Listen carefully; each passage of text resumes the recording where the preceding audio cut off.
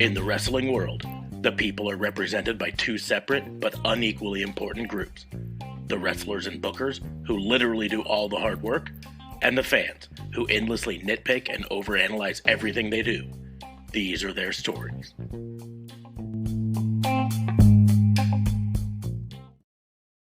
Hey!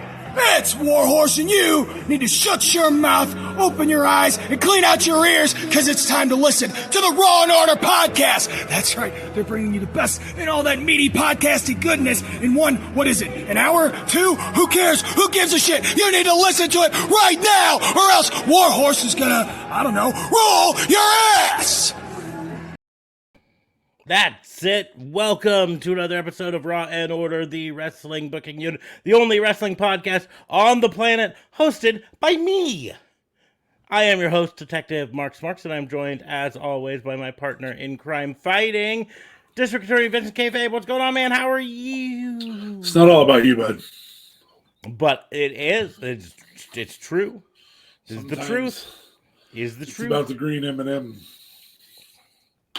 It is truth. No JLB this week because he's fucking going off to Mexico. Can't go with little sleep because he needs to be awake to ride on a plane.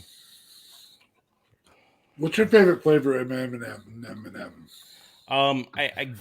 I gotta be like, you're talking flavor like peanut and peanut butter. You know, no, that? I mean the candy coating. Like the candy coating?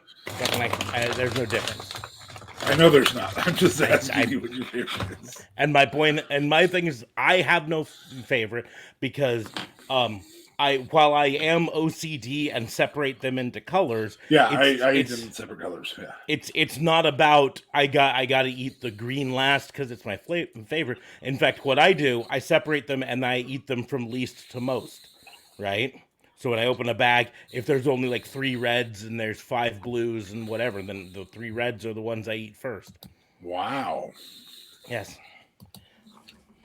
That's just the way my little brain works. See, and I shoot for balance if I do that. So if there's 3 reds and 5 blues, I'm gonna eat 2 blues and then I'm gonna start having one of each. Yeah. See, and I cull the herd down until it's just the majority left.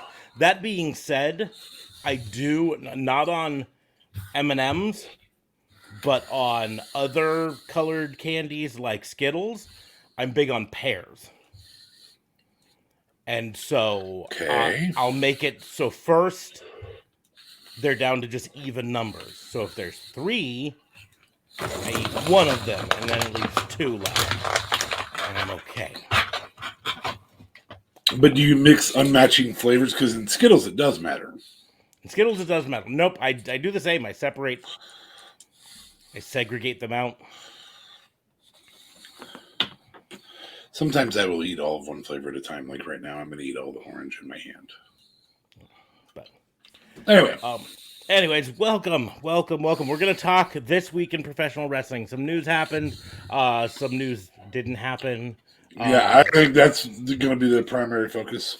It's what didn't happen. Yeah. And so we will definitely talk about that. We're also going to, at some point, interrupt our program because I got some cards for the first time in a couple months. I'm the one who started the card opening trend, and then I couldn't find any fucking cards around me. I didn't even look recently because I was just like, I'm not being the only one who does this. Yeah, so this is Select, which apparently is higher than Prism. Does the O stand for oink? It stands for Omaha's. So, thanks for noticing my hat. I went to a Omaha Storm Chasers baseball game on Friday. The place where I am employed had a employee appreciation night where all of the employees, if they wanted to, could get tickets to the Omaha Storm Chasers, which is a minor league baseball team. Was that formerly the Royals? Formerly the Royals. They still are the feeder system for the Royals. They just apparently decided they needed to have a real name other than just calling themselves the Omaha Royals. Yeah. But they apparently earlier this year, and maybe they do it every year, not sure. Now that game's not in Omaha though. That's in Papillion, right? Yeah, it's in Papillion now. At Warner. It's weird. It's Park. weird. Anyway, I mean, it's all fucking the same now. But anyways, but they did have earlier this year. I want to say about a month ago, late August. They had a what if game where their whole thing was what if the Omaha Storm Chasers were actually the Omaha Hogs, and so they all wore uniforms based on the Omaha Hogs, which I don't hate. I don't hate that. I don't hate it either. I think it's fucking adorable.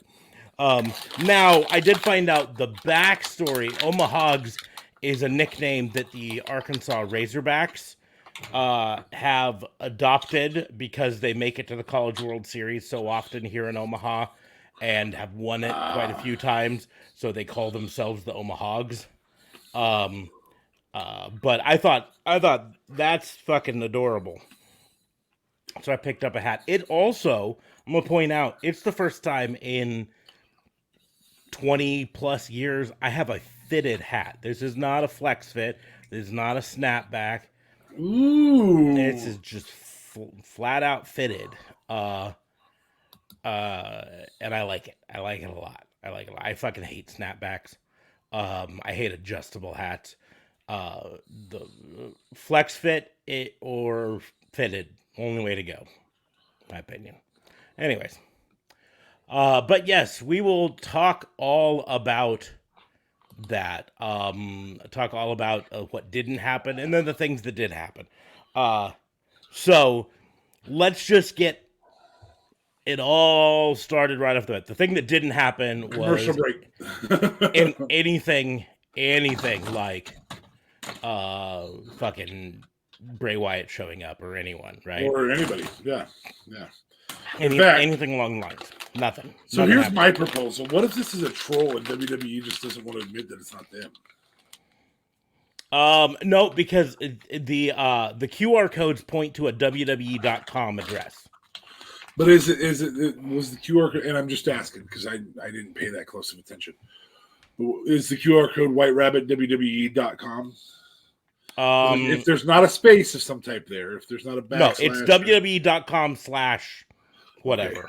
Well, damn it. Then they gotta own it. Yes. I think it would have been an awesome troll. In fact, I kind of want to go to an AEW event with a giant QR code. Yeah. Well, and here's the other reason we know that it wasn't that it's not just a fan trolling, because the QR code appeared in backstage segments too.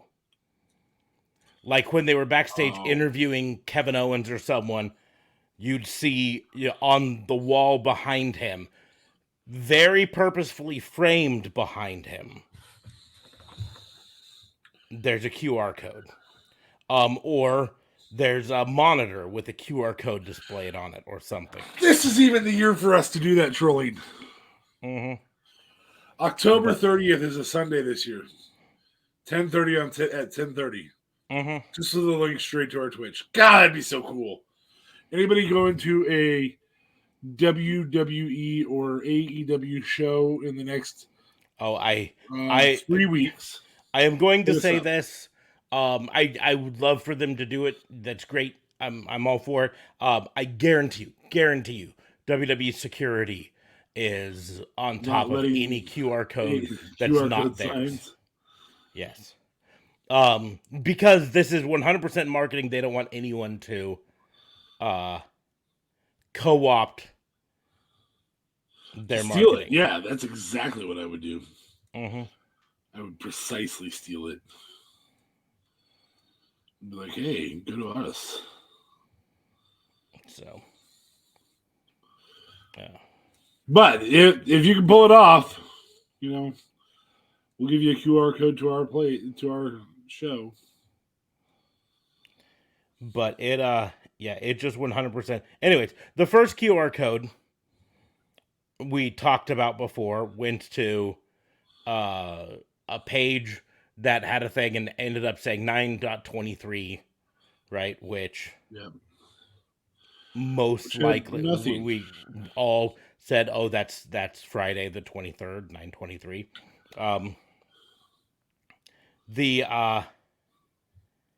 The second code happened at Smackdown, and the whole thing with it, you went to a little game you played, and when you finished the game, it led you to a page that showed you coordinates, and people figured out if you enter those coordinates like that in Google Maps, it takes you to the arena that this coming Monday's Raw is going to be at.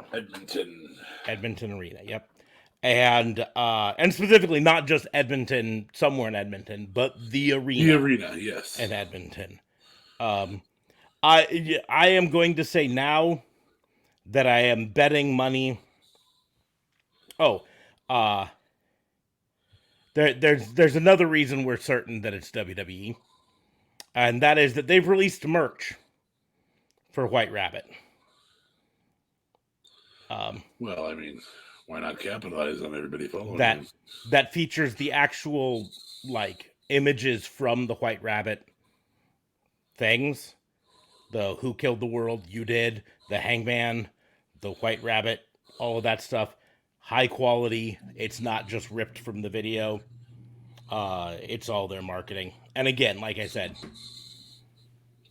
the wwe.com/White Rabbit or whatever it was, I can't find the exact one, but it was a wwe.com address. So we're certain that this is marketing something. I'm not complaining, right? We're intrigued for the first time in a while with WWE. What I am 100% certain on, though, is that we're not going to get an answer on Monday. I don't care what the fucking coordinates it says. What we're going to get on Monday is another QR code with another something or other. And yes, I do think. And I do think because what I am 90% certain is we're not going to see the answer to who the White Rabbit is or what the White Rabbit is, whatever you want to say, until Saturday, October 8th, 2022 at WWE Extreme Rules. Why do you think that?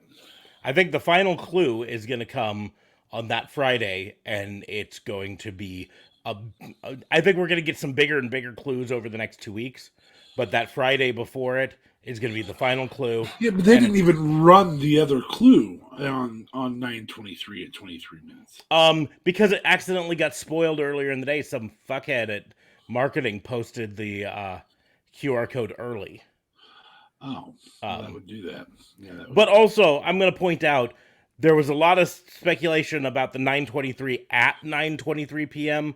But I went back and I rewatched the thing, and it actually never did the 9:23 as a time. It only did 9.23. No, it does the colon too. I watched it again, and they changed it then. Either they changed it or this is because it was flashing back and forth between them two. No, because I verified when you guys told me that. And I'm saying I watched it again, and anyways, it doesn't matter. My point is, in the end, it got spoiled earlier in the day, but the only thing that they never promised anything, but the only thing for certain that they were saying was it would happen on Friday. And it did. The next clue happened on Friday. And so I'm betting on Monday we get another clue. And they'll get bigger and they'll get more specific, right? But I don't think we'll get the final reveal until Extreme Rules. Really? Yep. I don't think it's going to happen. I think whatever's going to happen is at most we're going to get a thing saying, Extreme Rules, you'll follow me down the rabbit hole, We'll see what happens at Extreme Rules. Maybe silhouette shit, backstage stuff where you see crazy stuff happen. Maybe but not like actual reveal until Extreme Rules. Either way, it's the most excited we've been since the Firefly Funhouse. Oddly Which enough. does say something for him. Yeah. I guess I was a little bit excited on the Roman return, which was technically after the Firefly Funhouse. Yeah. But anyways, but that's just to get that out of the road. That was the disappointment, but at the same point, once I knew they weren't revealing him at SmackDown, I knew that they're going to drag this out till at least Extreme Rules. And of course, why not? Well, yeah. I mean, the whole thing is it's all about trying to draw attention to their pay-per-views. Yes. And Extreme Rules is in Philadelphia. Correct. So, you know, there can be clues involving the Liberty Bell, you know, follow me down the hole and you'll be freed. Things like that. Ooh. Smark's thinking it out. I would have liked to have seen, even with somebody leaking it earlier in the day, I would have liked to have seen somebody. Well, here's where they probably didn't have control over it. Do you know what happened at exactly 9:23 on Friday? Break. A commercial break, which they don't have control over. That was a network commercial break. Oh boy, I thought they had particular times. Well, my point is, they don't have control over when those particular times is. The network does. So this is why I don't think they ever meant it to be interpreted at 9:23, because they would have known in advance that 9:23 was the time that they would be taking a commercial break. So, TikTok. Other than that, you know, Raw was Raw. We had Bobby Lashley beat Seth Rollins. The big surprise with that is Seth Rollins tried to do the stomp, and Bobby Lashley was just like, nah. That didn't happen. Yeah, that was really actually pretty cool. That was really cool. I was like, yeah, nah. You ain't Nope. What? No. What? No. Nope, no stomps here. Nope, no stomp. Kevin Owens versus Austin Theory is what it is. This one at least did not feature an Austin Theory beatdown.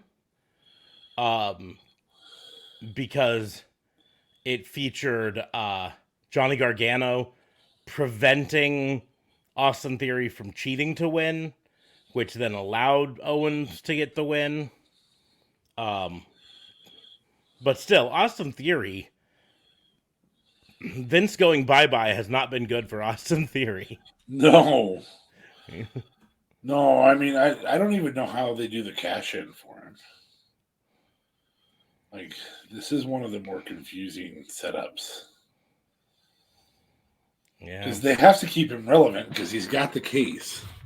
Well, about the only thing, here's what I wonder, right? Kevin Owens' whole thing with Austin Theory was, you have all the things you need to become a superstar. What you don't have is, for lack of a better term, grit. He used different terminology and everything, but you need to stop worrying so much about what's been handed to you and start worrying about what you can take or something like that, right? Yeah.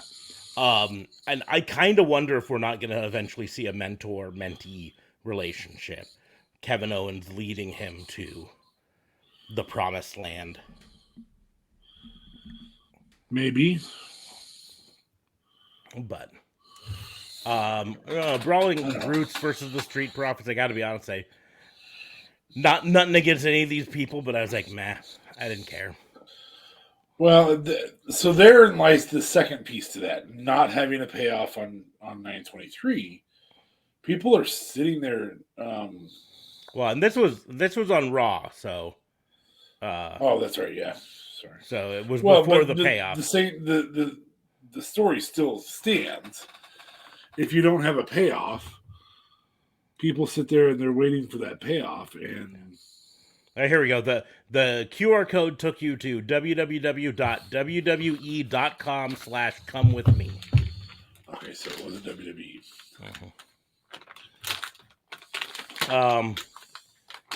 Judgment Day versus Matt Riddle and Rey Mysterio. Meh. Again, shiny object, man. Like, you know what? I was thinking while watching. I don't know if it's this match or it was last week's Judgment Day match. I really think if we're gonna have heel Finn Balor wearing that new outfit that they have him in, you know, the one with the purple sash, they should really have him occasionally use the purple sash to cheat, right? Get the ref distracted, he pulls it around, chokes people with it. Things like that. I think, because otherwise it's just like, hey, great, you've got a purple bandana hanging out of your butt, you know, what?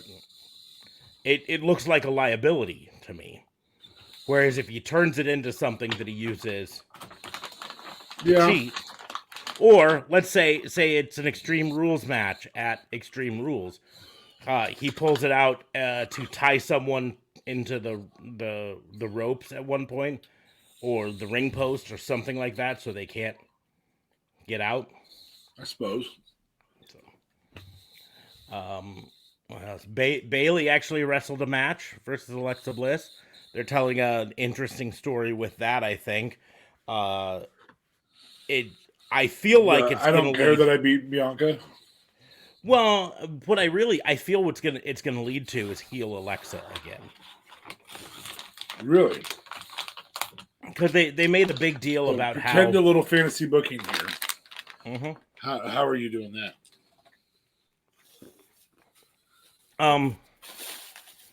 I don't know if they're going to do it the way I want them to do it. What I think they're doing, the story they told in this match, is Alexa getting more vicious and starting to do some of the old heel Alexa stuff.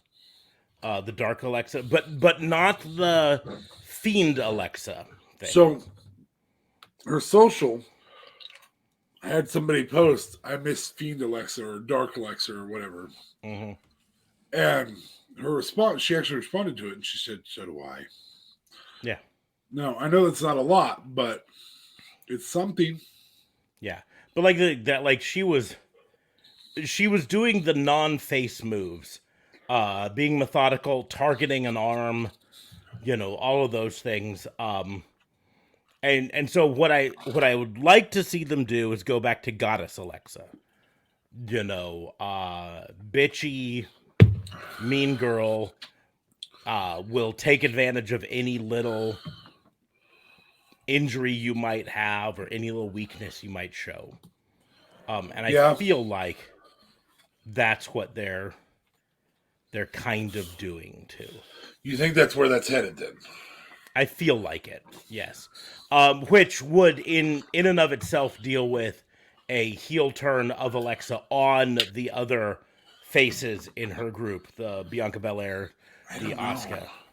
What if the White Rabbit is literally just Alexa going back to Fiend character? The thing is, I can't say it won't be. I don't want it to be. I don't want Fiend Alexa. I want Bad Girl Alexa. Yeah, I want Coffee Shop Alexa. I want pre-Coffee Shop Alexa. I want manipulative, bitchy. I want Mean Girl Alexa. I want the girl who will say nice things to your face and then say mean things. You're talking Nia Jax user Alexa. Yes. Fucking Alexa Bliss circa 2018. Fair enough. I understand wanting any amount of Alexa. In terms of character, she's stronger than most. And so she can carry a storyline very, very well. In fact, support character is not her role. Like, it just doesn't work. Yeah. Alexa Bliss versus Bayley at Extreme Rules in, 2017? The kendo stick match, where Alexa was able to beat up on Bayley because Bayley was too nice to use a kendo stick on her. Yeah. That's the era of Alexa Bliss I want. Fair enough. I also, since we are talking women's wrestling, and I'm not going to go to AEW because that will be a big talking point today. But I am curious, where the fuck is she? Charlotte. I'm not disappointed that she's not around because I don't much care for her. But I don't care for the character she is, and I feel like that's who she is in real life.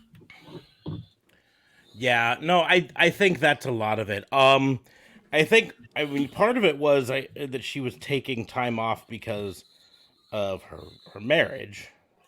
Correct, but he's been off and on AEW. Yes, but off and on AEW, not, but It's mostly off. Yeah, less travel and mostly off. Like, I think I'd have to look it up on Cage Match, but in the last month, he's been at the show like twice, maybe. Maybe 3 times, maybe even. Maybe. I don't know. I'm just trying to see if there's anything specific that they're saying.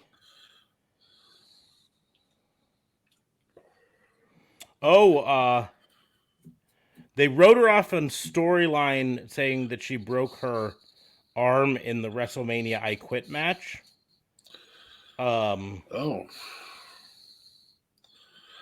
she's been there more recently than WrestleMania, hasn't she? Nope. Is that her last appearance? Holy shit.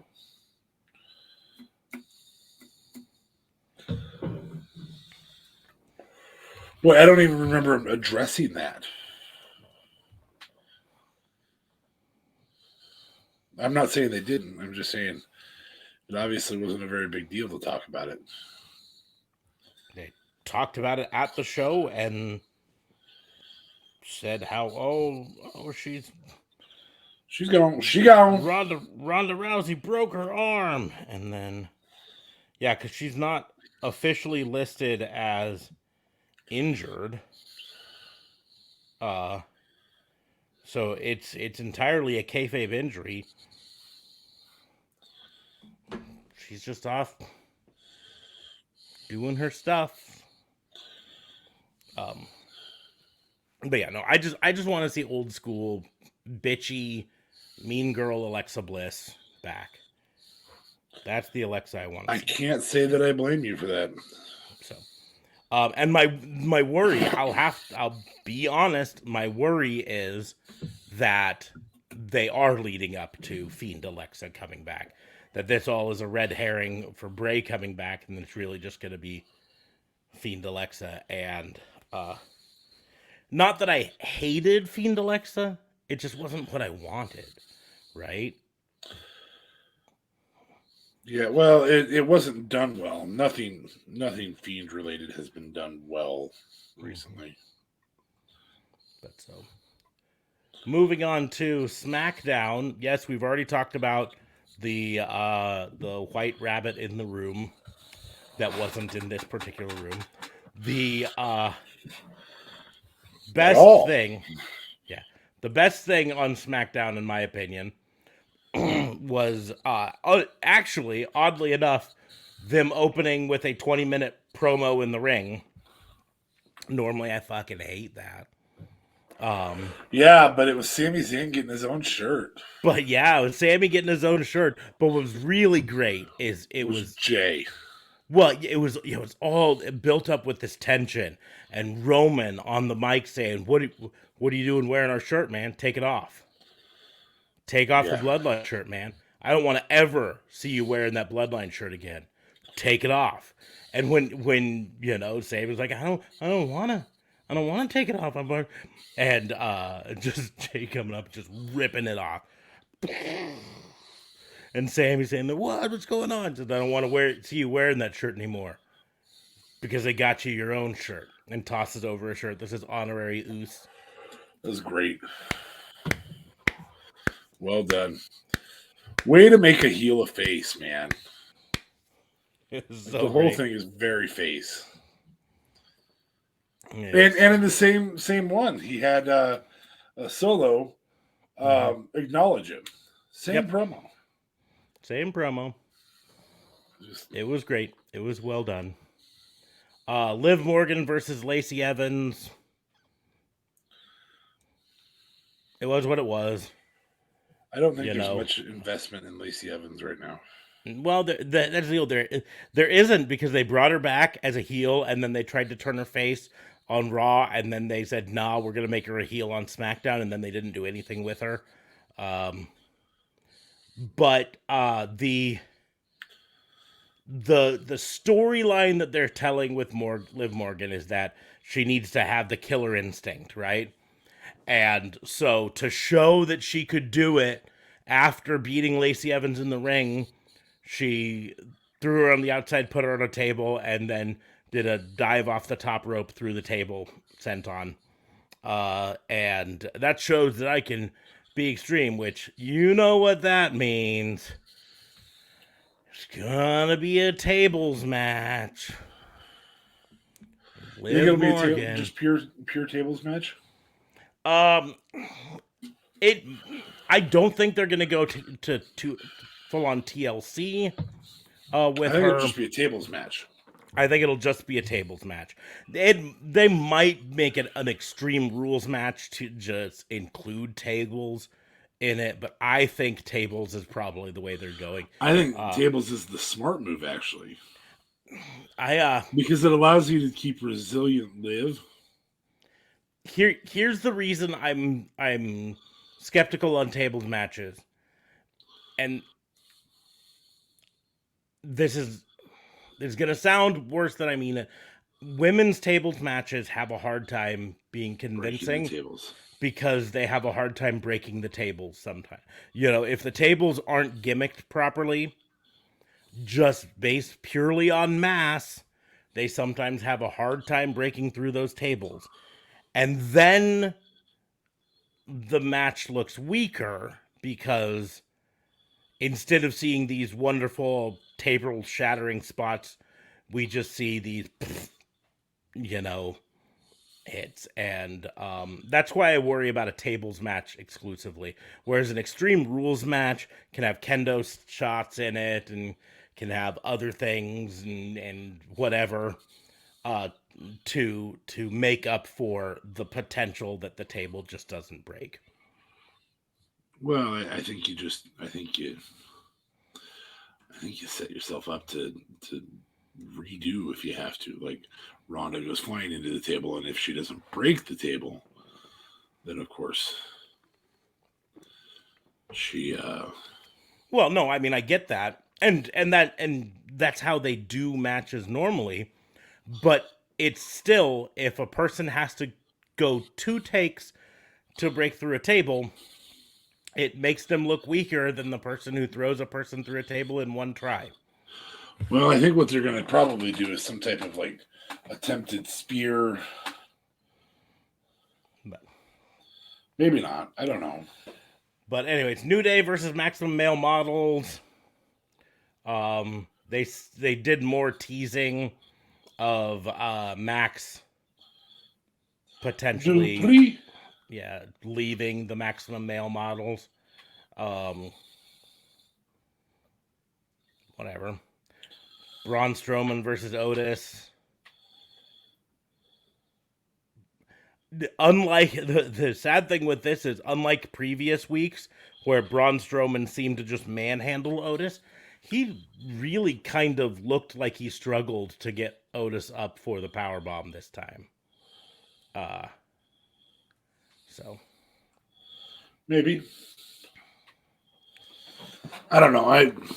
I'm over Braun already because they've booked him so again dominant that okay, well, what's the realistic beat for this guy?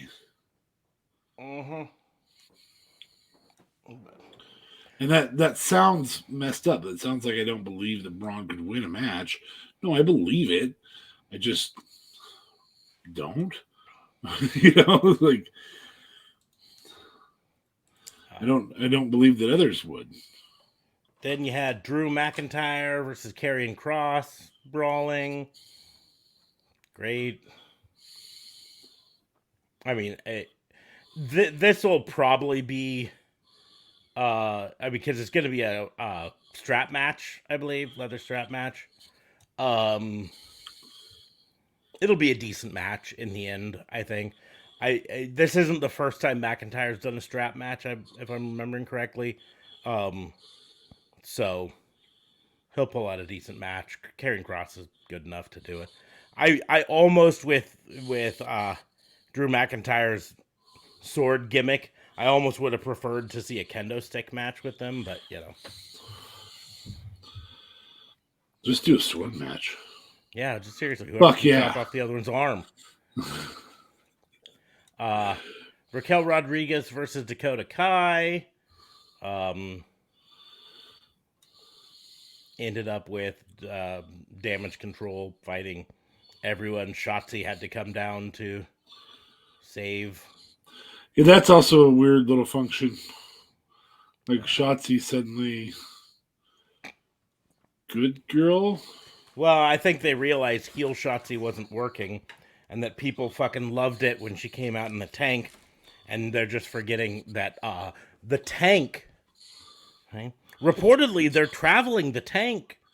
There's supposedly a tank there, but then they decide to make her do a run-in. You can't do a run-in driving in a tank, you know? Well, you could, but just doesn't play as well. And then you had the main event, the Smackdown Tag Team Championship, Brawling Brutes versus the Usos. We haven't done anything to establish the Brawling Brutes. We have, but we haven't. Not in the tag division.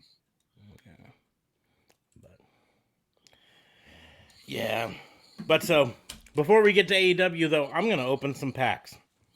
And you because open dos packs. I will open 2 packs. Dos packs now, and then more packs later, because 2 packs? 6 packs in a box. Which 2 should I open first? 21,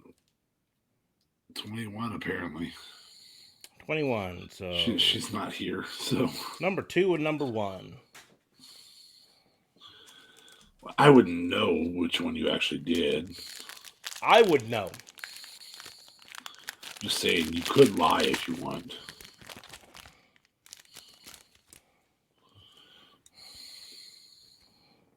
Okay, well, these look a lot like the Prisms. So, Okay, are they Panini brands? Panini brand, yep. Okay. So we will start off with number 1, a Grayson Waller. Yeah, well, who the fuck is this? Yes, I know who Grayson Waller is. Number 2, this is a good one. 1, Diamond Dallas Page. Now, is that a special edition other than that, he's... Nope. Okay. Just a regular card. DDP, okay. 1, Randall Keith Orton. Randall Keith. And then my chase card for this pack. I'm trying to think what they call these. Let me see what this would be called. I think it's a prism, but I'm not sure.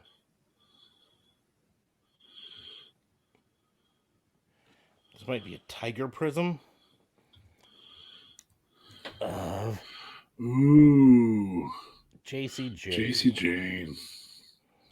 one member of the Toxic Attraction. Mm-hmm.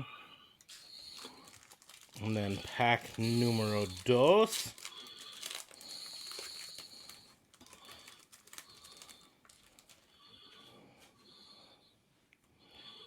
We've got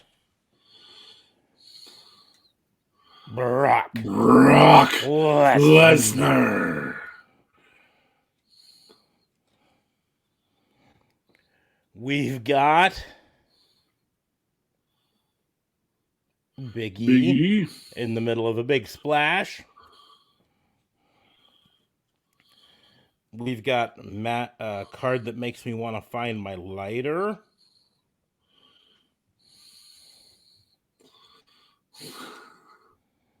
Fucking Jerry Lawler. Fucking hell. And then I think I have to change. I'm gonna have to look up because I can't tell for certain whether this is the orange prism. I'm gonna say it's the orange prism, but it also kind of looks like a tiger prism, so I'm not sure. Of the $1 Million Man, Ted DiBiase. Gotta love DiBiase. Oh, fucking Lawler. Hate him. I'm sorry, man. You okay? Fucking angry. Fucking Lawler. Anyways, let's move on to you gonna AEW. be okay? I'm gonna be fine.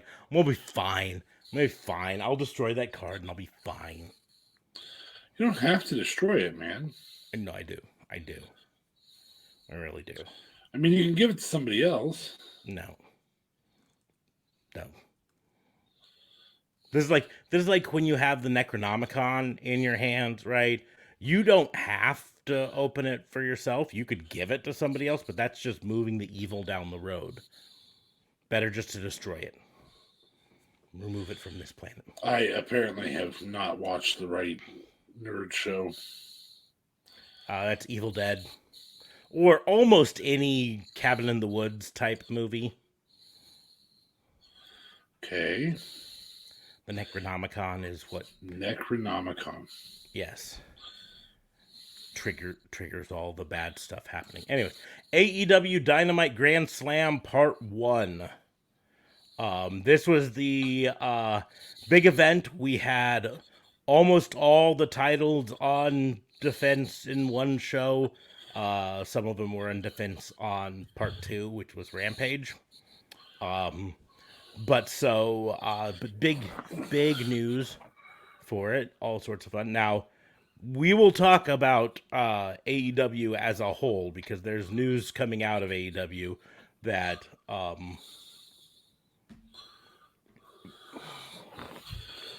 paints it a little negatively. We'll use that phrase.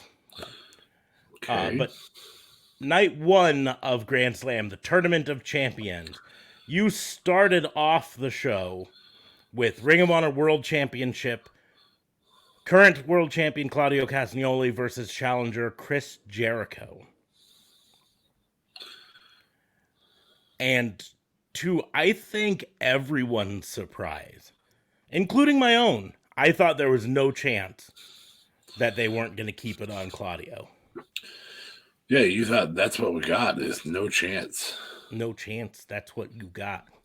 But no, Chris Jericho is now the Ring of Honor World Champion.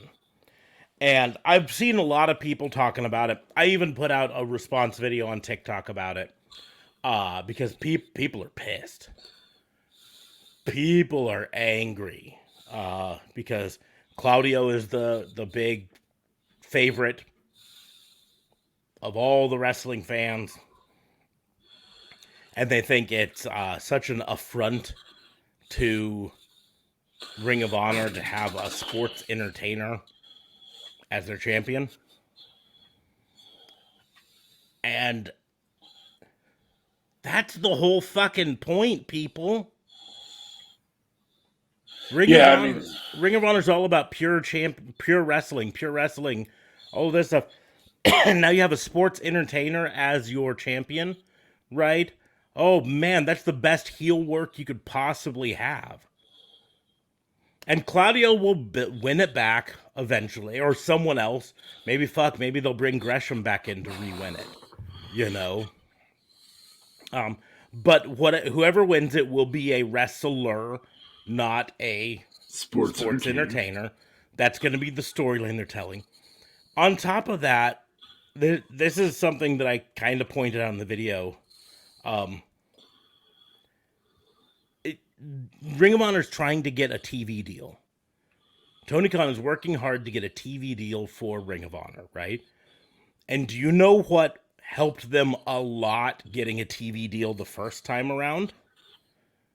Chris Jericho is champion. And it comes down to simply this. Networks want to who see, he is. Yeah, want to see someone they know as a marketable name. And no offense to Claudio Castagnoli, he's not a marketable name. He'd be slightly more marketable under the Cesaro name if he was able to use it, but he's not. Correct. So to market this show, they need names they recognize. Now, I personally think Ring of Honor took a big hit with CM Punk, the whole CM Punk thing, because I do think there was probably plans to move CM Punk over to the Ring of Honor brand at some point to try to bring all of that to Ring of Honor. You know what I mean? Because he's a marketable name. But like Daniel Garcia as pure champion, that's not a marketable name for the networks. So they don't care that he might be the best pure wrestler in the world today. He's not a name they recognize. They recognize Chris Jericho. They probably recognize Samoa Joe. Both of them had high-profile name runs in WWE under those names to win fans and all that stuff. This is all marketing there. But on top of it, what better way to build heel heat for a Ring of Honor champion than for them to be the sports entertainer? That's better than him being sports entertainer in AEW. AEW was always known as kind of the quirky, weird wrestling thing. But Ring of Honor has been the pure wrestling. You do the code of honor. You shake hands before each match. You shake hands afterwards. It's all about work rate. It's all about this. And then you have fucking Chris Jericho as your champion. This storyline writes its fucking self. True. I would agree with that. So, while I did not think that this was what they were going to do, as soon as they did it, I was like, yeah, this fucking makes sense. Right? And it now would not surprise me if we saw news of a TV deal come out sooner rather than later. No, and I wouldn't even be surprised if they were told this is going to be like, I would like to do a TV deal, but you guys don't even have somebody we recognize. Mm-hmm. Well, we got Claudio Castagnoli. Yeah, I don't know who that is. But we got Chris Jericho. Oh, you guys got Chris Jericho? Is he your champion? No. Or should I say, Le Champion? Mm-hmm. But he can be soon. Let me. I mean, here's the deal, right? Looking down the roster for AEW, if you're trying to market Ring of Honor to networks, we already mentioned Chris Jericho. That's a big name. Samoa Joe, big name. But like going down, like Adam Cole, while he's a relatively big name, he was never on the main roster in WWE. He's big to you and I. He's not big to most wrestling fans. The most wrestling fans, yeah. But to networks, no. Billy Gunn might be if the network happens to be a 50-year-old wrestling fan. That's harsh. But That's true. what I mean. Bryan Harsh Danielson might, because his name is close enough to what he wrestled in WWE as. So there's a bit of that. Christian Cage, potentially, because he had a WWE run under the name Christian, a TNA run under Christian Cage. So he might be someone that can actually bring network names in. I said CM Punk. Unfortunately, that's probably not happening now. Just scrolling to try to see if there's anyone else. I mean, even Jon Moxley didn't wrestle in WWE under the name Jon Moxley. So, in terms of network recognition, doesn't really do much. True. Yeah. I mean, I think we're kind of to the end of those. You know, for a company that everyone loves to make fun of, saying that they just sign former WWE guys. I mean, Big Show, maybe. Possibly, yeah. We go over to the women's division. Athena didn't wrestle under that name in WWE. And she wasn't treated like a really big star, so... Madison Rayne, mostly TNA, you know, still not a huge star. Paige Van Zandt in the women's roster because of her MMA exposure. Which also is a good setup for Ring of Honor. Mm-hmm. So, maybe Toni Storm for her brief main roster run. But no, that's really about it. And so, you know, they're trying to do everything they can to get that network deal. And Chris Jericho's the best way to do it.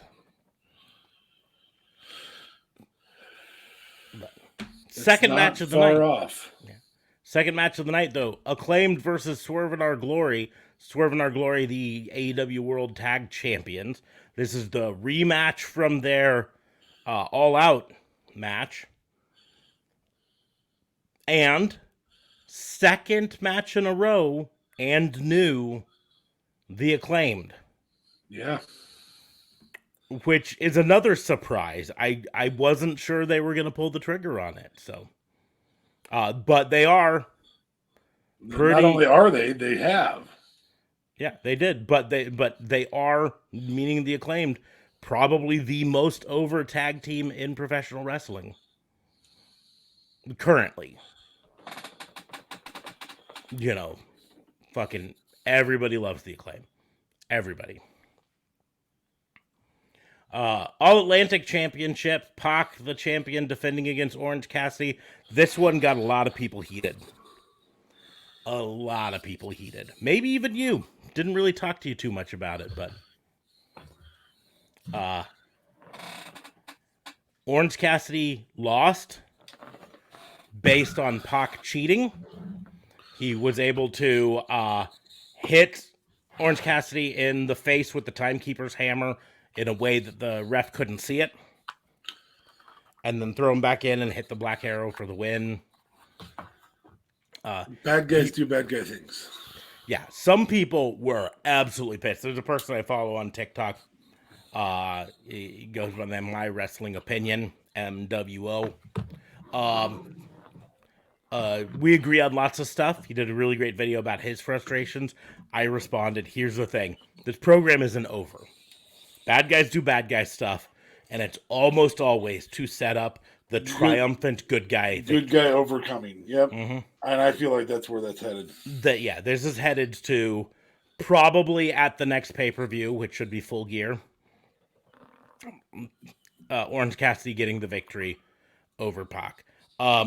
they're setting it up based on this. The whole thing is Pac saying that Orange Cassidy can't hang with him. Pac saying, you're not good enough to wrestle me. And then showing in this match, not only could he hang with not him, only could, but that Pac could not win without cheating. Correct. So I don't have a problem with that. I'm not. That's why I didn't talk about it. Is the thing a lot of people pointed out.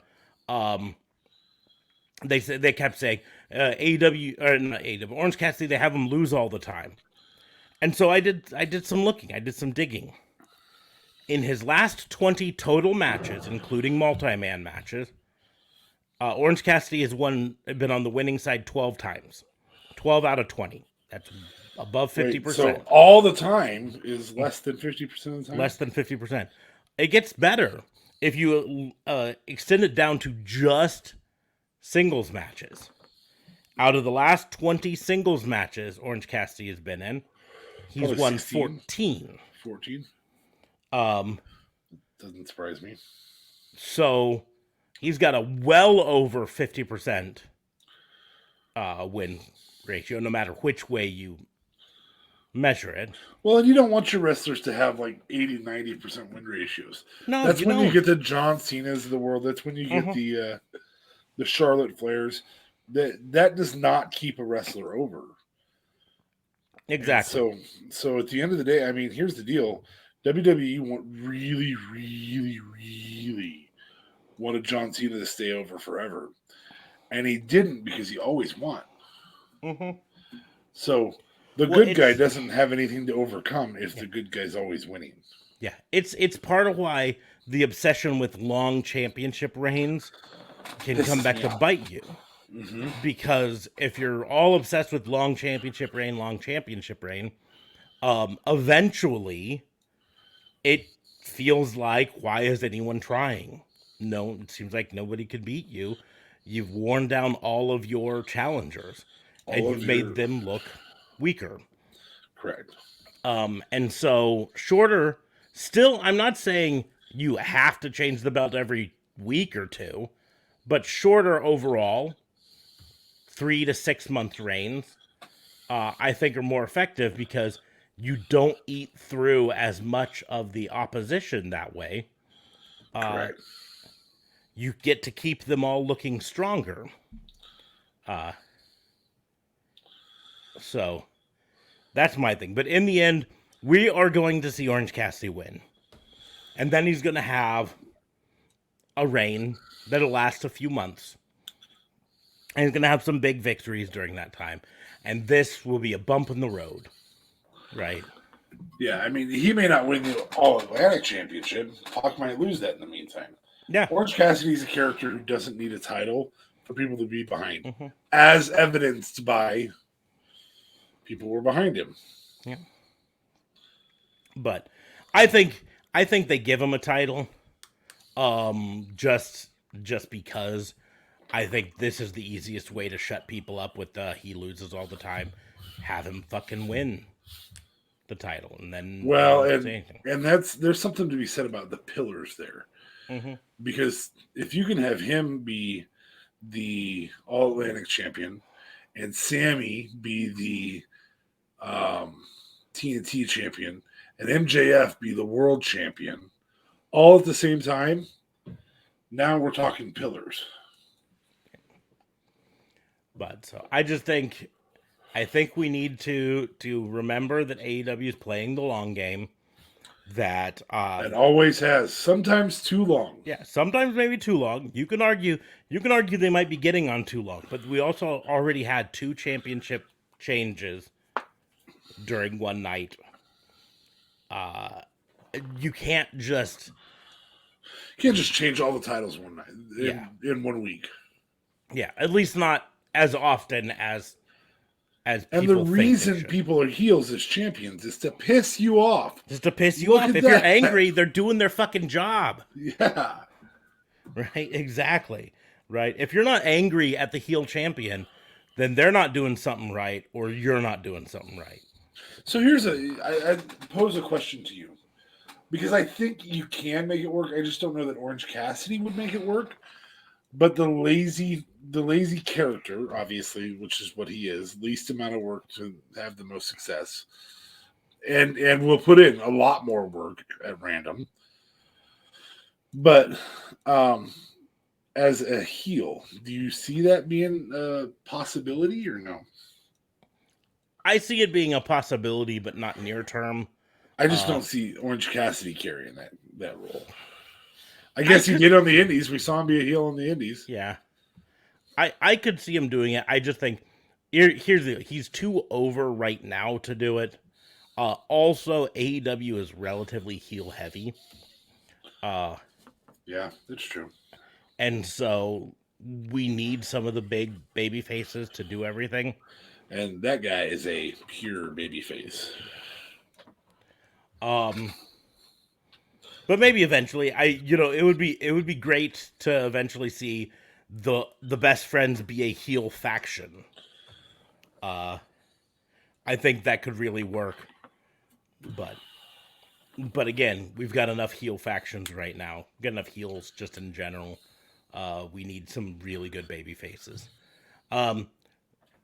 Speaking of baby faces, interim women's world title match. Toni Storm versus Athena versus Serena Deeb versus Britt Baker. So obviously Athena and Toni Storm the faces in this, Britt Baker and Serena Deeb the heels. Back and forth fatal four-way. At some point in it, Britt Baker gets busted open. Looks like maybe a pop in the nose. Hopefully not a broken nose again, but part of the biz, right? Absolutely. Toni Storm is able to retain, continue to be champion, and then afterwards, Britt Baker comes up behind her and attacks her. Is beating on her. Jamie Hayter runs out. Oh my goodness, is she gonna defend Toni Storm? Nope. That's my best friend, and she beats up on Toni Storm with Britt Baker. My best friend.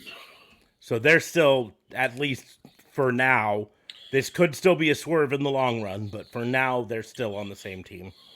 So they're beating up.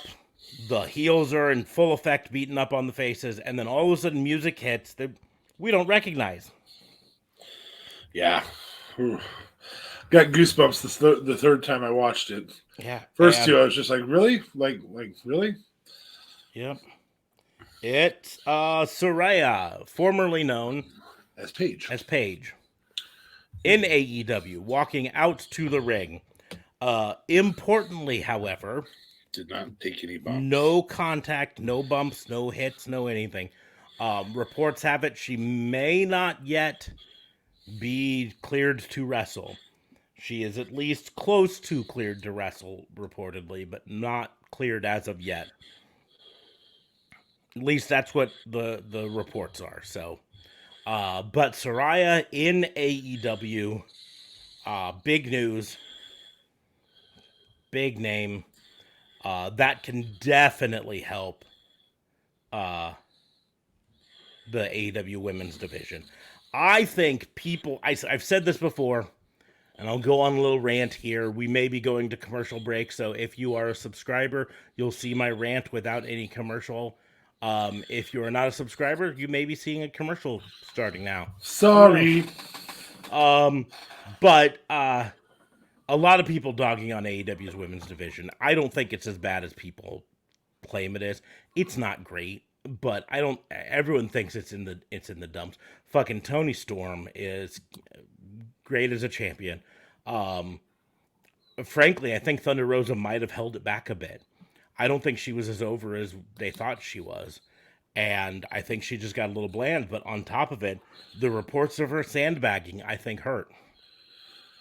But bringing in Madison Rayne as a coach, bringing in Saraya as a coach / potential wrestler are both big things for developing this women's division. But in the end, you know what would develop the women's division more than anything. You know what? What? Fucking featuring it on TV more. Oh, I would agree with that. I just didn't know where you were going there. Just put it on fucking TV. Wait. Televised women? Yes. What is this? The 1970s? Yeah, women's lib. What? What? What? Women don't belong on television. And so that was a joke, just so everybody knows. We don't actually. To be clear, we're calling for more women's wrestling on TV. We're calling for them to be treated more equal. Because I'll point out, on this Night of Champions on AEW, we had precisely one women's match. We had 4 men's matches. Now, yes, we had tag match, and there's not currently a women's tag championship. But otherwise, there should be a little bit more parity here. I don't know that that's a reasonable excuse either. No, here's the deal: is on this with 5 matches, I feel like there should have been 2 women's matches and 3 men's matches. Yeah. Just because you put 4 of them in one match doesn't mean that you actually have 2 women's, like multiple women's matches. Mm-hmm. Now, Rampage did have a women's match, and it normally only an hour, but Rampage this week was 2. So, and then the main event for the evening, because we'll get to Rampage after this, the main event for the evening, the Tournament of Champions final for the AEW World Championship, Jon Moxley versus Bryan Danielson. And I think they made the wrong choice. I think that I have heard this rant 3 times this week, and so I'll let the fans hear it real quick. Yes. I think Danielson's the way to fucking go. This is the one thing I will agree with.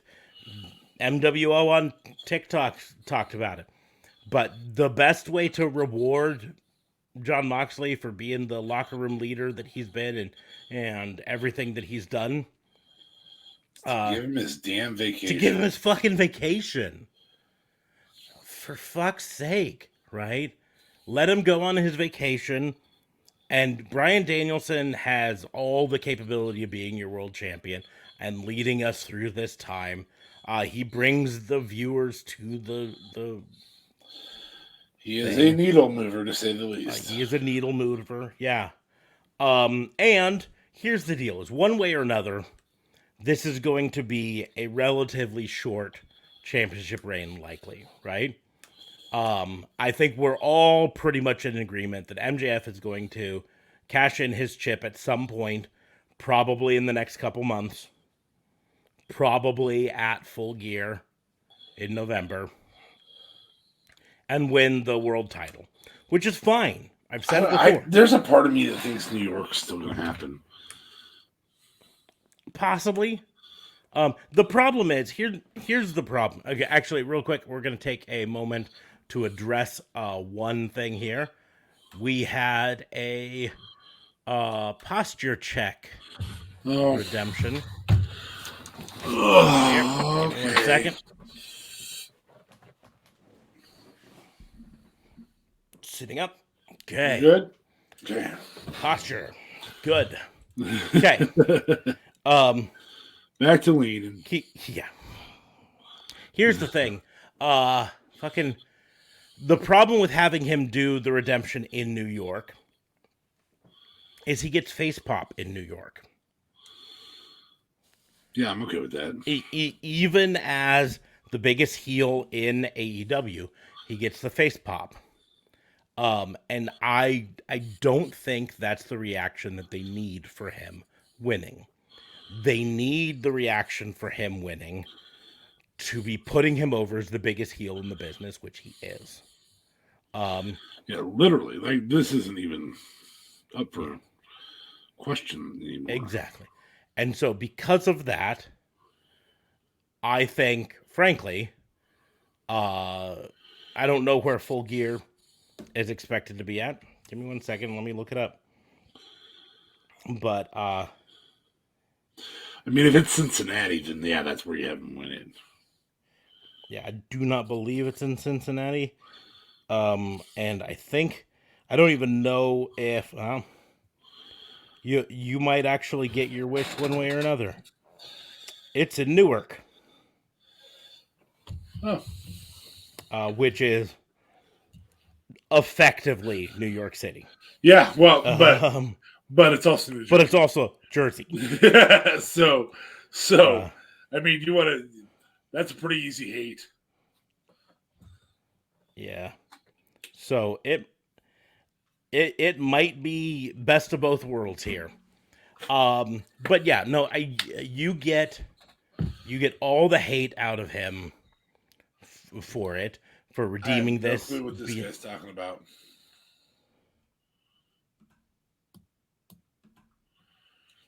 Whatever. I'm sorry, man. Welcome back. Literally. I mean, if one of us two bans you, it's permanent. So. Yeah, Whoops. Sorry. All right, moving forward. So Newark, yeah. I mean, I if you ever had a question about whether or not MJF can create heat, that's an easy place to do it for a Long Island kid. Yeah.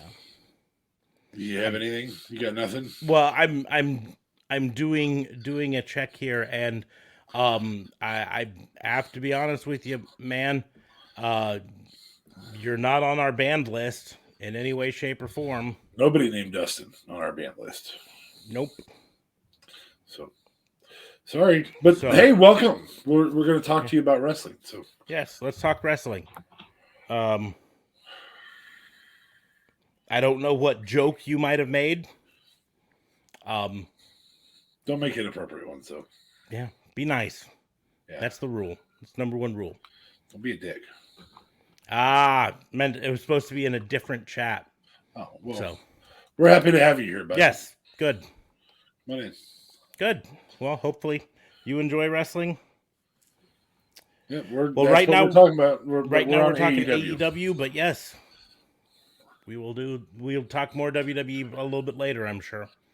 But no, he's going to be the biggest heel in the business. It doesn't matter whether he wins over Moxley or Danielson. He's going to be the biggest heel. Hell, he can win over Jungle Boy if you wanted to have Jungle Boy get a win as the transitional champion.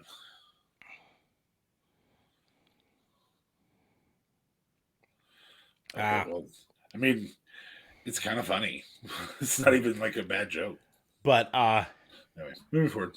But so here's the deal: is I think the right choice would have been Bryan Danielson win, carries it, puts on some banger defenses against some people, and then you fantasy booked this even. Yeah, and then loses it through heel tactics to MJF. He instantly becomes an even bigger heel in the eyes of the fans. He then spends 6 months at the top being a chicken shit heel. This fucking books itself, and it doesn't need Moxley. It doesn't. So I gave you a perspective, different concept that you have already told us you didn't like.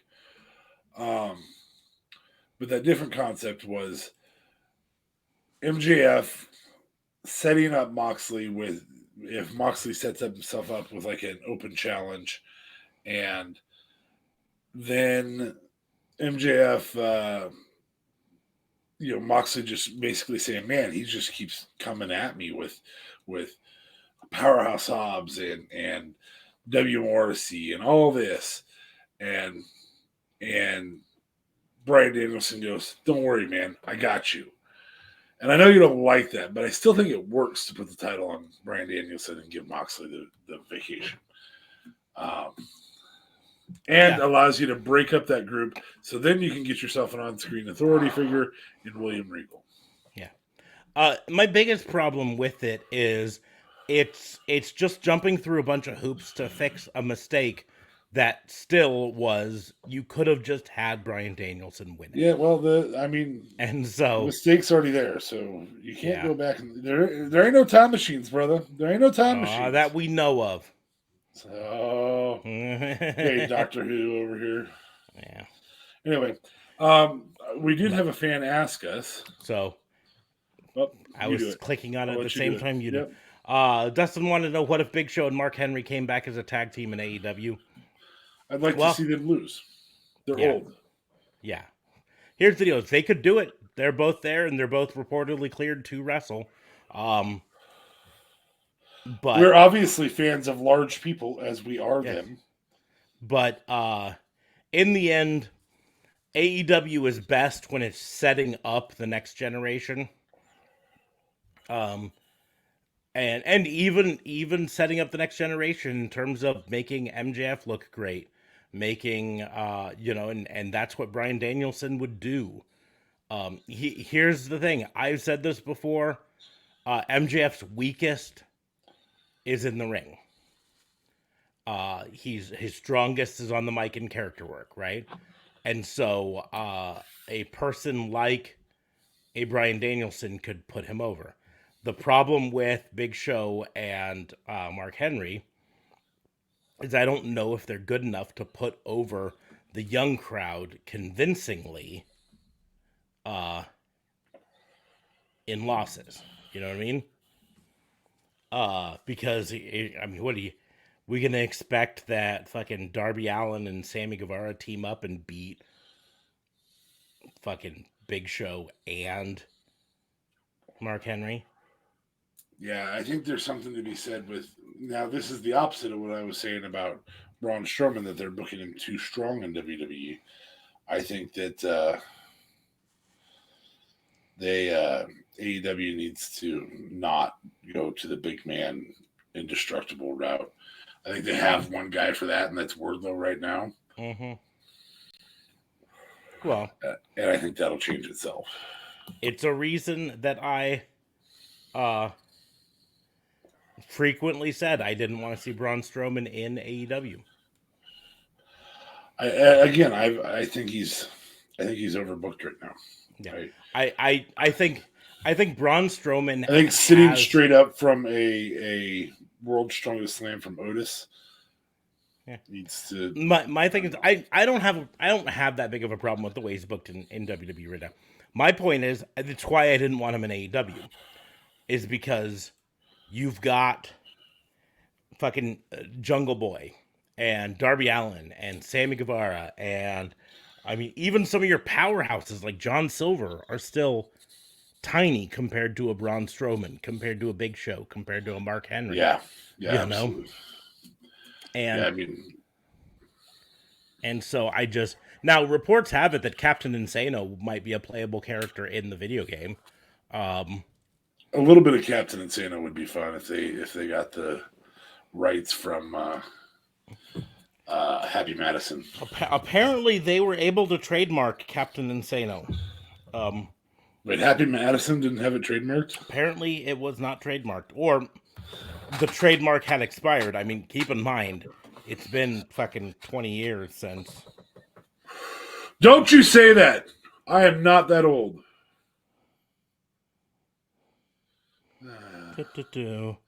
Oh, you want to feel even older? It's like 26 years. 27 years. 27 years. And still to this day, sometimes I look at my shampoo and conditioner and go, shampoo is better. I go in the hair and make it clean. I even made a Billy Madison joke earlier today about former coworker, and my joke was the former coworker that DA would know. I'm not going to mention by name, but I always treated him nice when we worked with him, because I knew if there was ever anyone I worked with who was going to show up with an AR-15 and start shooting people, it was probably going to be him. And I wanted to be the guy that he makes it to this cubicle and he looks and sees me and says, "We're cool." Thanks to the candy. I want me to be the Steve Buscemi crossing the name off the list for this guy. You know what? I shouldn't laugh because if it's the guy I think it is, I had to fire that guy at one point.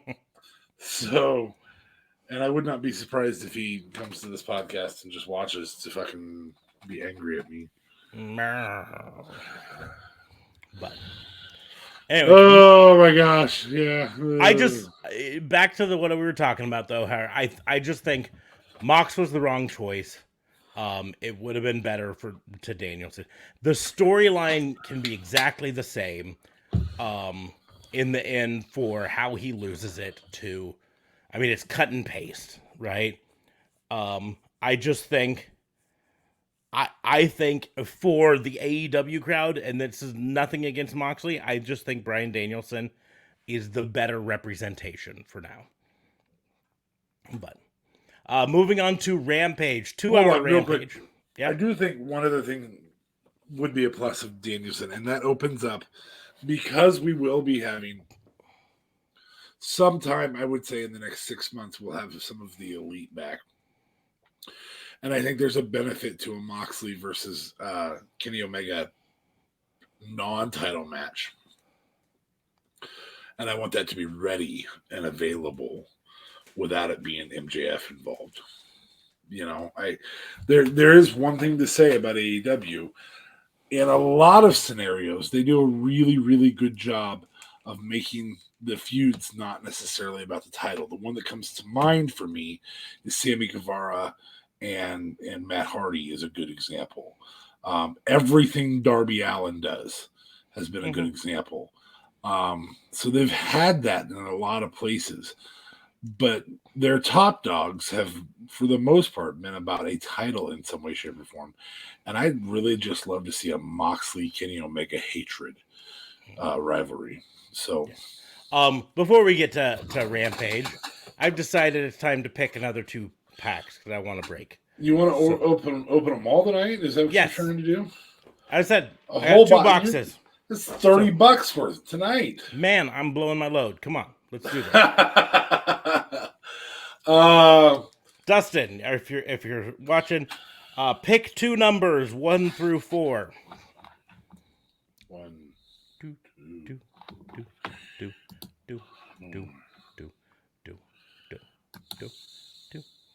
Okay, Dustin must have tuned away, so we'll just do this. Odds or evens? Odds.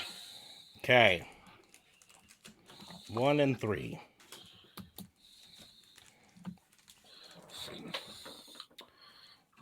Oh, looks like we've got another redemption.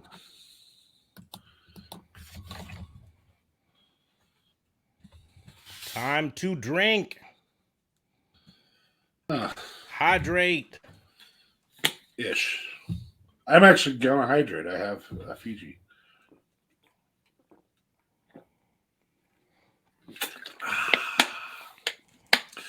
Bitches. All right, what are we opening? We got. Oh, it's so exciting. Oh, Long Johnson. NXT rookie card for Julius Creed, one of the Creed brothers. I don't know if that's the one that's going to tear his ACL or not.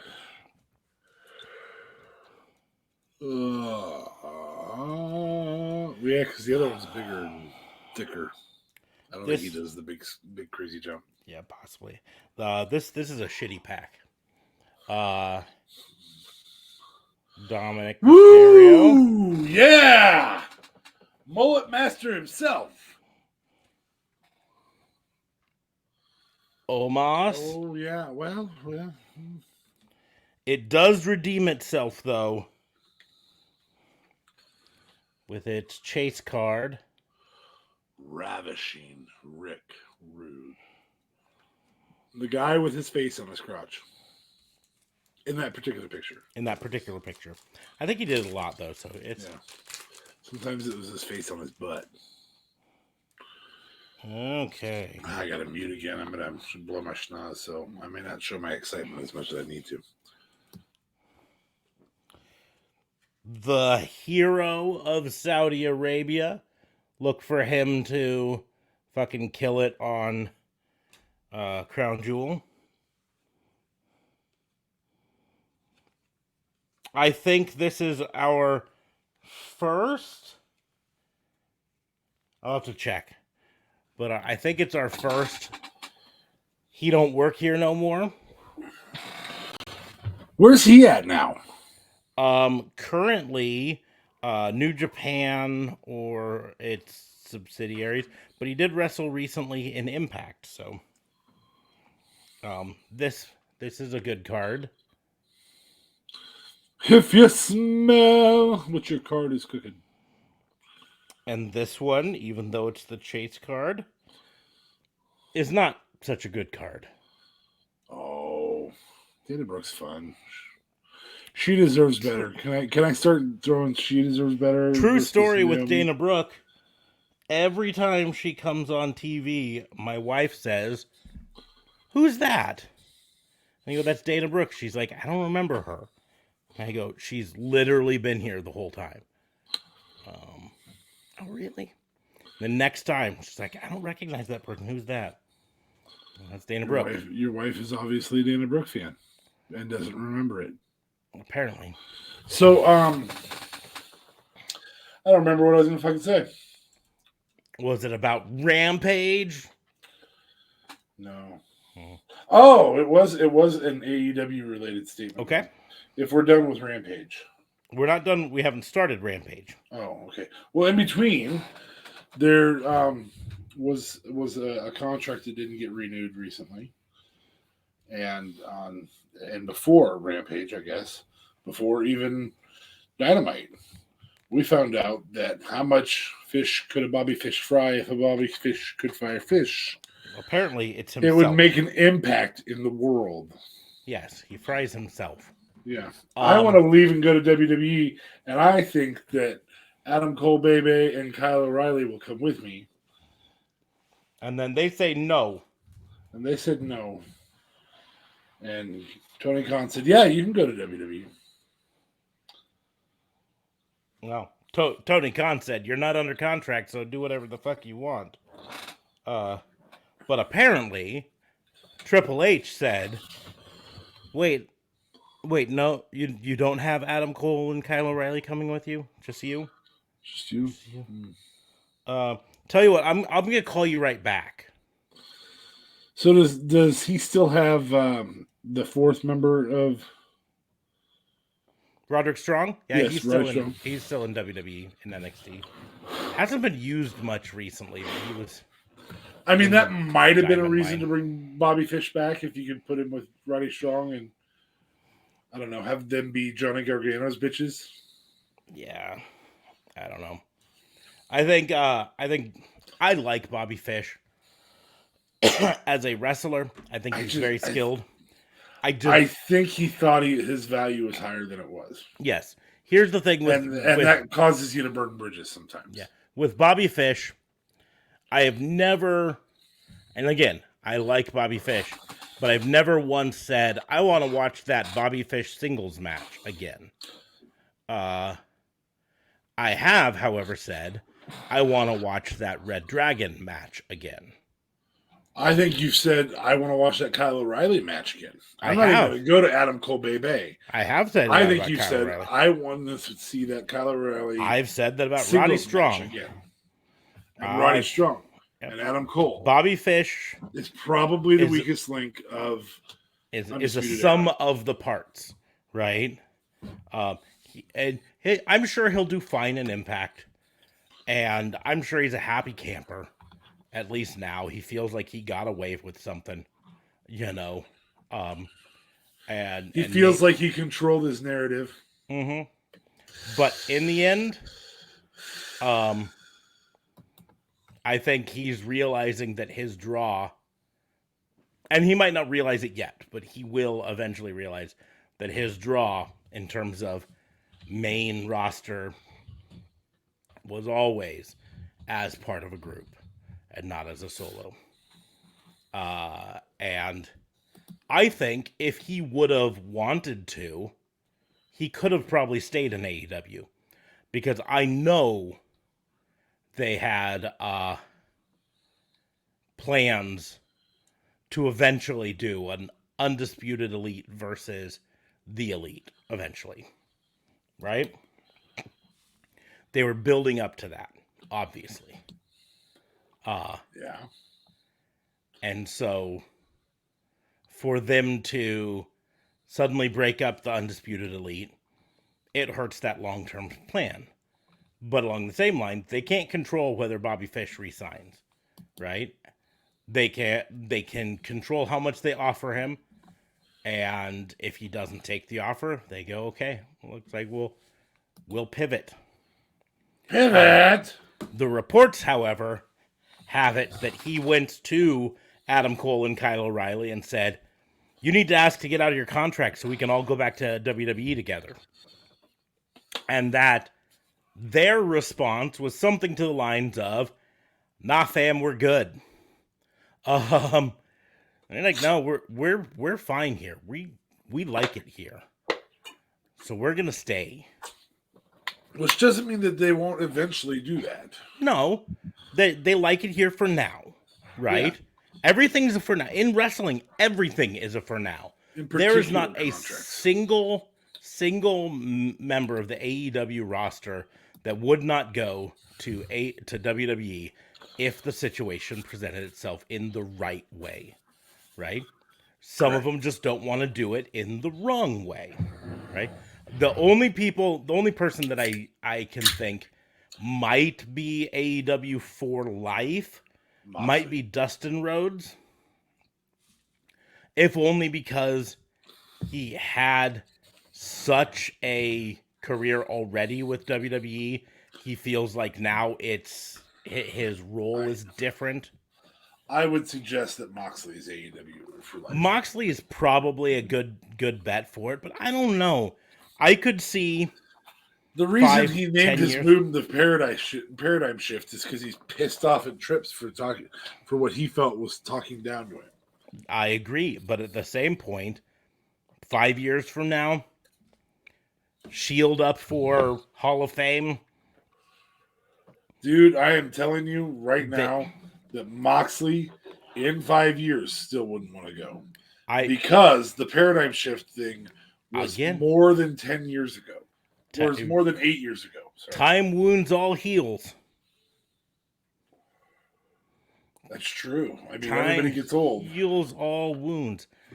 In the end, again, you remember how bad the blood was between Double J, Hulk Hogan, Double J, and WWE. Fucking Alundra Blaze and WWE, right? Eventually, there are two things that can always change: time and money. The right amount of money and the right time is all it comes down to. And that's the deal with Jon Moxley. I don't think he plans on going back to WWE. But, so let's say 5 years in the future, he's no longer the top star in AEW, right? He's been supplanted. We now have fucking Ricky Starks and Jungle Boy and Sammy Guevara, Darby Allin at the top of the card. And Jon Moxley is relegated to a Eddie Kingston-like role, right? Comes out, does some matches, wins with some grit, and then moves on to a different feud. And then WWE comes knocking and said, hey, we want to put the Shield in the Hall of Fame, and we want to reunite the Shield for the Hall of Fame, and then have them do a little mini run on the show. Jon Moxley, I could see saying yes. I'm not saying I think he will. I'm saying that I cannot in my brain rule it out as a potential. I do not see Moxley as the type to not hold a grudge. Listen, he just became a dad, and you and I both know becoming a dad changes lots of things. Fair enough. And you start thinking about mending bridges, thinking about setting examples for your child about how to be the bigger man,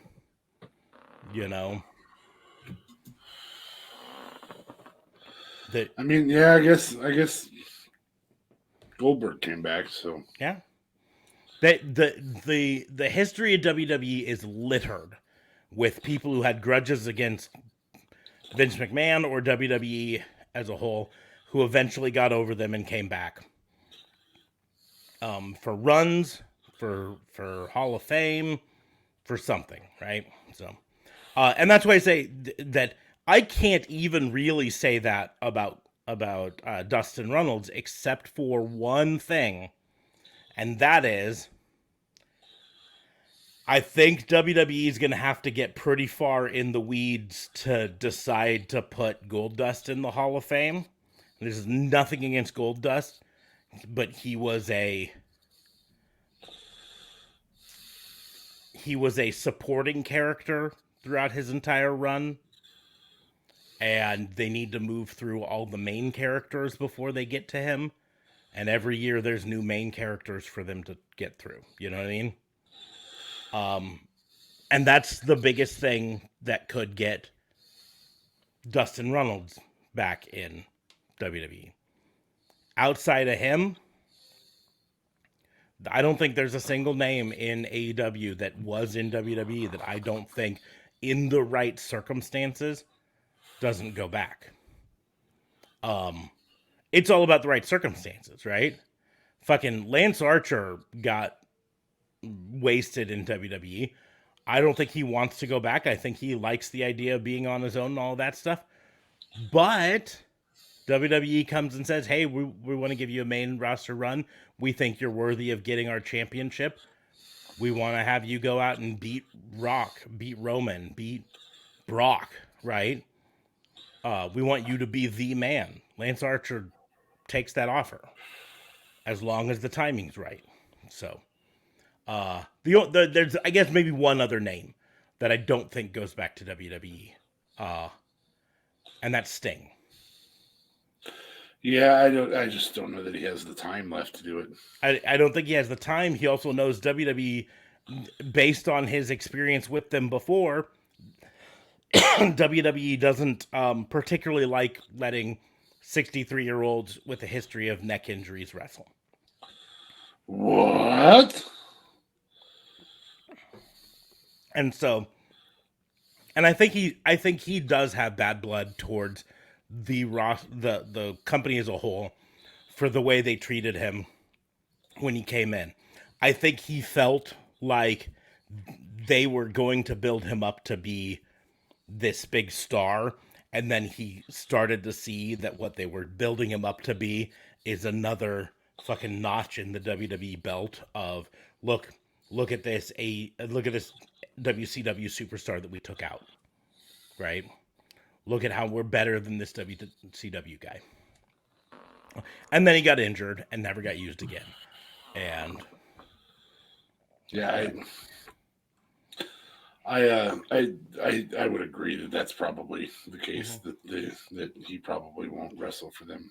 Yeah, in fact, I think... And he's already in their Hall of Fame, so... Yeah, I think Sting probably feels that if he could go back and do it all again, he probably wouldn't go to WWE. I think he feels like if he could do it all again, he'd either stay in Impact or retire at that point, and then... I would say be able to come back whenever he wants to. I feel like there is one particular failure that continues to happen in WWE, and this is anti-trips, which is tough to say, but the returning wrestler to WWE, hold on, there's a criminal alert in my area. Oh, no. Well, I'm probably going to have to go to single ear because this is very close. And partially handcuffed, assaulted an officer. Yeah, I'm at least going to have my ears open and turn my alarm on. So, yep. Anyway, going. Sorry. Hey. That was weird. Yeah. So, yeah, I believe that I think that there is a place for Trips needed to lose some of the returning wrestler matches. Mm-hmm. And very often did not. Yep. Well, that's why I think it. Here's the thing especially with Sting, going back a long time, Vince basically decided that the best way to build his product was to show that it was better than the WCW product. And even after he bought WCW and showed that they were the winners of the war, the best way to continue to do it was to have your wrestlers beat the former WCW wrestlers. There are very few former WCW wrestlers that went on to long winning streaks post buyout. And even pre buyout, right? You can count on one hand the WCW to WWF changes that were presented as legitimate stars. In fact, you might only need a couple fingers. Chris Jericho being one of them. But after Jericho, Benoit, Eddie. Benoit and Eddie, Eddie is the other one. Benoit was really presented kind of like a joke for a while, and then eventually. But yeah, that's 3. Right? Other than that, now post buyout, you can then include Booker T in there. Yeah, you can include Booker T. You can technically include Goldberg if you want. You can put Goldberg there, right? But you can't include DDP. He went from being one of the biggest stars in WCW to a weird stalker angle, and then basically not used anymore. You know? Can't include Canyon. You can't really include NWO because they were there before. Mm-hmm. So they were WWE products that went to WCW. Yeah. Anyway. To finish up Rampage, started off with Sting and Darby Allin versus House of Black. House of Black being, of course, Julia Hart, Brody King, and Buddy Matthews. And Buddy Matthews we're going to talk about a bit after we mention the match, because something notable happened in the match, right? Yeah, well, after the match. Well, it actually was the finish of the match. Oh, okay. But Sting was handcuffed. In a chair. Yeah, in a chair. Handcuffed. They were beating up on him. And Buddy Matthews was about to hit him again. And the lights go out. And music hits. And the Great Muta appears. In his final year wrestling. Mm-hmm. This is the Great Muta retirement tour. Yep. And reminding everyone, Muta and Sting had a long history of rivalries, matches. Mostly Rivalry not matches together. Right? But some of both of their best matches were against each other. Anyways, do you think Muta wants to go out on his back to Sting?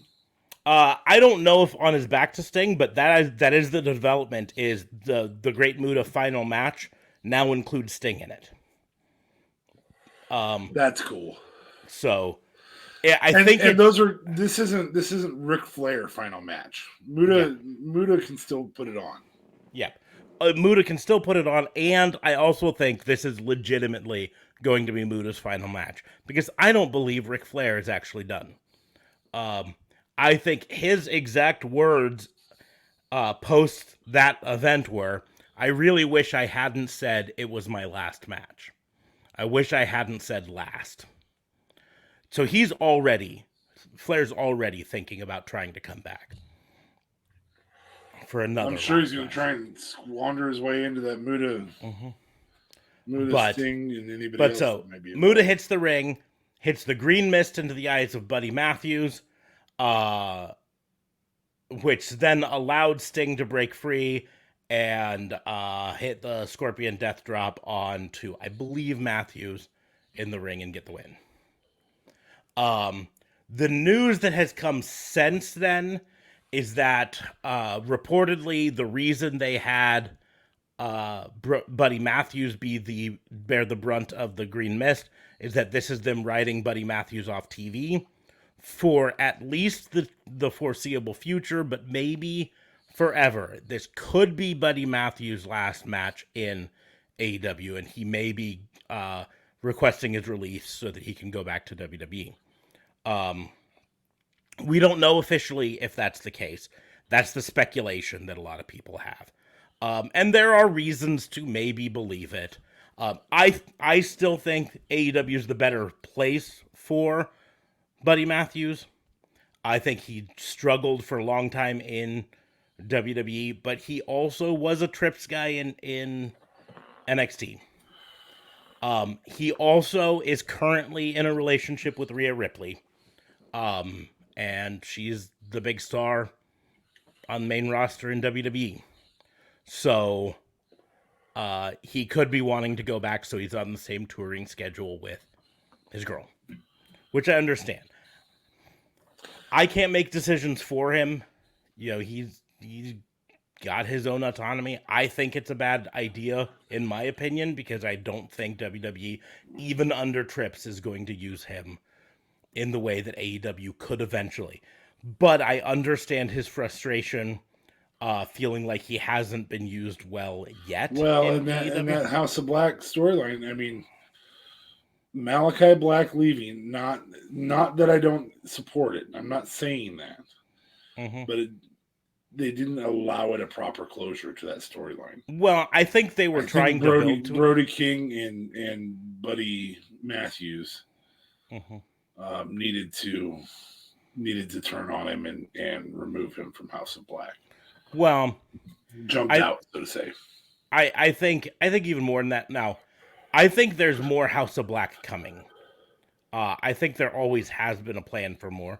I think it's important to note that even after the news broke of Malachi Black potentially asking for his release. Sabbatical, we'll say. And then taking his time off, potentially released. Reports vary, we'll say. But AEW has trademarked the name House of Black. I think they obviously had bigger plans for it. And I think they're still going to. I think Julia Hart in the House of Black has been really big for her career, especially considering how young her career is right now. And Brody King tweeted out today, "I'm not going anywhere." You know? So, I'm not leaving, specifically, is what he tweeted out. So Brody King's not going anywhere. House of Black's going to survive. Brody King and Julia Hart. Maybe they'll have a funeral for Buddy Matthews. Or maybe they'll just let him be off screen for a while and hope people forget. Again, the reports have not specifically said, we can confirm Buddy Matthews has asked for his release and been granted. So there's every chance that he has not, and he's just wanting to take some time away. Kind of like Malachi Black said he was doing. We'll find out, right? I think he could fit okay into the stable, though, with Rhea. I think he fits. The thing is, Judgment Day. The thing is, we've been seeing memes all over the internet about how the Judgment Day is just the poor man's House of Black. And I think, yeah, he could fit into that because it's effectively the same thing was doing in House of Black. But along the same lines, if he's wanting something more, fucking Judgment Day isn't where to get it. Judgment Day hasn't been booked particularly strong. They haven't been booked to be the monsters that they should be. They, to be perfectly honest, were the victim of Vince McMahon. And it's spent the last 2 months trying to dig themselves out of the hole that Vince McMahon put them in, where he wanted them to be a supernatural stable and deal with fucking the demon and Damian Priest having two sides to his personality, the evil demon Damien and the saintly priest side. Yeah, I understand that. But here's the deal. I wish him the best wherever he goes. I personally feel like AEW is the best long-term spot for him. Even if it's not with the House of Black, AEW will give him the chance to show off his skills more. But he's going to make his decision, and I support him wherever he goes. He was one of my favorites in WWE. Wish him the best if that's where he chooses to go. WWE, I don't think will use him as well as they should, but AEW's got plenty of talent to make up for if he leaves. So, moving on, Action Bronson and Hook versus Daddy Magic and Cool Hand Angelo Parker. Is it just me, or is Action Bronson the second best freestyler in AEW? Yeah. Well, the thing is, he wasn't freestyling. That was the scripted. Because Hook's theme music is a pre-existing Action Bronson track. Oh, it is. Okay. Action Bronson is a well-known New York rapper. Excuse me. That being said, Action Bronson was relatively impressive. Yeah, it wasn't bad. In his first wrestling match ever. For a chubby guy. He did chubby guy work. He didn't jump in there and expect to be fucking Rey Mysterio doing flips and 619s. He did chubby guy stuff, and then he finished with a version of the Red Rum, which is just the Taz mission, right? Yes. So, it was a good match. Now, they put him in there against 2.0, Daddy Magic and Cool Hand, which are very good hands in the ring. Very capable of pulling good matches out of pretty much anyone. So, it was a fun match. Moving on. Warjoe, which is Wardlow and Samoa Joe, versus Tony Nese and Josh Woods. I deeply enjoyed Wardlow getting hit by the title and turning around and just annihilating. Oh, what the hell's his name in the blue suit? Mark Sterling. Yes. Smart Mark Sterling. Yeah. It's right up there with when he was taking his 10 lashes from MJF and just stood there like they weren't even hurting him. Right? Stone-faced. And then Powerbomb Symphony to him. Again, this is all about building Wardlow up to be a beast. Having Samoa Joe on his side, I think is good. Jungle Boy versus Ray Phoenix. Barn burner of a match. Great way to establish Jungle Boy some more. And then after the match, Luchasaurus attacking Jungle Boy at Christian's behest was really good. Jungle Boy is they're using this to establish Jungle Boy now as a solo star, which is what they've been wanting to do for a while. And then eventually, once Christian's capable, I'm sure they will have a banger of a match where Jungle Boy gets his vengeance on Christian. I'd like to see that be a gauntlet. Mm-hmm. Gauntlet or fucking Iron Man match, something that makes it go for a long time. It doesn't have to be a 60-minute, 30-minute Iron Man match is fine. Yeah, just something where we get to see where we get to see Jungle Boy overcome Luchasaurus and overcome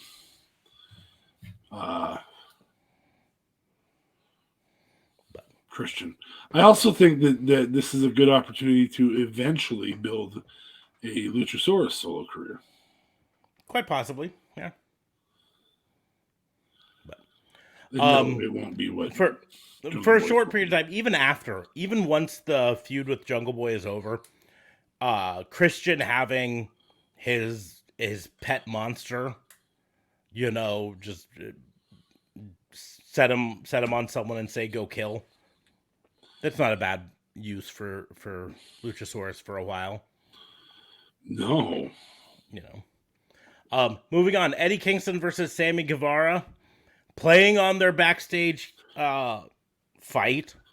Sammy Guevara gave a promo that said he was going to apologize, and now he's going to beat the shit out of you fat person or whatever. I can't remember the exact promo, but it was something like that. How dare he fat shame? But the biggest thing that came out of this is something I've been dreaming for AEW to do. It's something that used to happen all the time. Not like every week, but multiple times a year this would happen. In WCW, in WWF, right? The reverse decision. The submission hold of some sort put in, declared a victor, will not release the hold, referee reverses the decision and declares the other person the victor. And it's something that I don't know why it went out of favor in professional wrestling. But I'm glad it came back for this because it's such a great way to tell this story. Eddie Kingston hits the spinning back fist and then locks in his submission and gets declared the winner, but he will not release. So the referee declares that he's reversing his decision and Sammy Guevara is the winner. So Sammy gets the win because Eddie Kingston wouldn't dominant. Release. Yeah, Eddie still looks like a great fighter, dominant. This is a great way to keep both of them looking strong. Sure. It also can be a great way to kind of backdoor in to the face turns for people. You know what I mean? I didn't give up. You put me in this submission, you wouldn't release. I'm still the victor. So it's going to be interesting to see how that comes out. But I'm so happy that they did it because there have been so many times they've had it. And I'm talking in WWE with Ronda Rousey locking in the submission and not letting it go. Just doing it every once in a while is enough that it now becomes the threat that you can talk about. He better release that hold or else the referee's going to reverse the decision. He has the hold on. The referee goes 1, 2, 3, 4, and you don't release it. Decision gets reversed. So again, I said this during the first 2 years of AEW. The thing is, you have to have rules matter. You have to have disqualifications happen every once in a while. You have to have countouts happen every once in a while. You have to have things like this happen every once in a while so they can then be used as threats during a match. You know what I mean? Fodder for the rules, I guess. Mm-hmm. Exactly. And so here's the deal. If you never have a disqualification, then having the referee say, you better release the hold or I'm going to disqualify you, doesn't exactly feel like a real threat, right? Correct. It's the same thing with this. Release the hold or else I'm going to reverse the decision. If they never do, then it doesn't feel like a real threat. Jade Cargill versus Diamante. It's a Jade Cargill match. But something was set up here. Something was set up. Now, I had to school myself a little bit on this. Because the whole thing with rap legend Trina by her side, Diamante, I didn't remember who Trina is. I'll be the first to admit. I didn't either. I'm not big into the 90s rap scene where she came from. I also did not know, apparently, she hosted TRL or co-hosted TRL for a while. Did not know that. Had to look it up. That is some weird, wild stuff. That's some weird, wild stuff. I did not know that. Wasn't something that I knew. I didn't know she wrestled. Apparently she's going to wrestle, huh? Well, I don't know. I mean, she ended up siding with Jade Cargill at the end, which could put up her put up to her wrestling against Jade Cargill. I don't know, but I thought she sided with Diamante. She came out on Diamante's side, but at the end of the match, she sided with Jade Cargill. She turned on Diamante and hit her in the face and sided with Jade Cargill. So it could set up a celebrity match with Diamante versus her. I don't know. I think it was a one-off, probably. She didn't look like she's been training, which to me implies that this was just kind of a we're in New York, let's pull out all the stops sort of a thing. Also very possible. But and then the final match of the 2-hour was the Golden Ticket Battle Royal. Oh wait, no, it wasn't the final match because we still had the Powerhouse Hobbs versus Ricky Starks match. Forgot about that. The Golden Ticket Battle Royal. I'm trying to remember who all was in it because it's not showing up on here. Let me pull it up this way.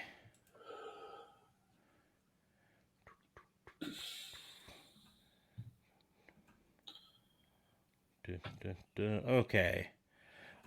We had Ari Daivari, Brian Cage, Chuck Taylor, Cole Carter, Dalton Castle with the boys, Danhausen, Daniel Garcia, Dante Martin, Evil Uno, Isaiah Cassidy, Jake Hager, Jay Lethal with Satnam Singh and Sanjay Dutt, John Silver, Lance Archer, Lee Moriarty with Stokely Hathaway and W. Morrissey out there, Mark Quinn, Matt Hardy, Penta El Zero Miedo, QT Marshall, and Roosh, and number 10, and the Blade, and the Butcher, and Trent, all in this battle royal, with the eventual winner, Hangman Adam Page, the new number 1 contender. Again, Hangman Adam Page. There were a couple great spots, including one where someone tried to eliminate Jay Lethal, and Satnam Singh caught him and put him back into the ring. And then shortly thereafter, Hangman Page went to eliminate Jay Lethal and looked like he was going to throw him out, and then realized Satnam Singh was right there, so turned and threw him out over a different rope. It was kind of a good moment, in my opinion. But yeah, so it was a good overall match. I mean, nothing super special about it. Kind of, I don't know. Kind of feel like Hangman Page might not have been the best choice to win at this point, just because do we really want to see another Hangman Page versus Moxley match? But I don't know if I'm ready for... They haven't been bad matches between them. They haven't been bad matches. It's just what's been one of the things that we've given WWE crap for a lot recently. Prior to the same matches over and over and doing the same matches over and over and over again. And in fairness, this is the same match over and over and over again here. I think that, so again, yet another potential setup here. MJF versus Adam Page sells better. For originals. You what? I would agree, in my opinion. Yeah. For the AEW fan. I'm not saying for the casual fan. Obviously, Mox sells better. But the AEW fan, that's not a bad. I don't know, man. I also really like Adam Page having one match in between. So Adam Page beating Mox, having a match between the MJF Adam Page match, and that in between match being one Bryan Danielson. Yeah. I guess in the grand scheme of things, my thoughts are this. if we wanted it to be Hangman Page versus versus MJF in the end, then in the tournament you set Hangman Page up to win, and then the final of the tournament would have been Mox versus Hangman Page for the championship. And it cuts a step out of this. Long-term booking, bud. Long-term booking's fine. I think this is better long-term booking because it doesn't have weird steps in the middle. Then you have Hangman Page come out of Grand Slam as the champion. I don't know. I like, and we've talked about it before, but I like the idea of the title moving more. I know you do. Like, the thing is, I don't think this movement helps it. Like, I think Moxley was already established, so putting it on Moxley didn't help the title any more than it did.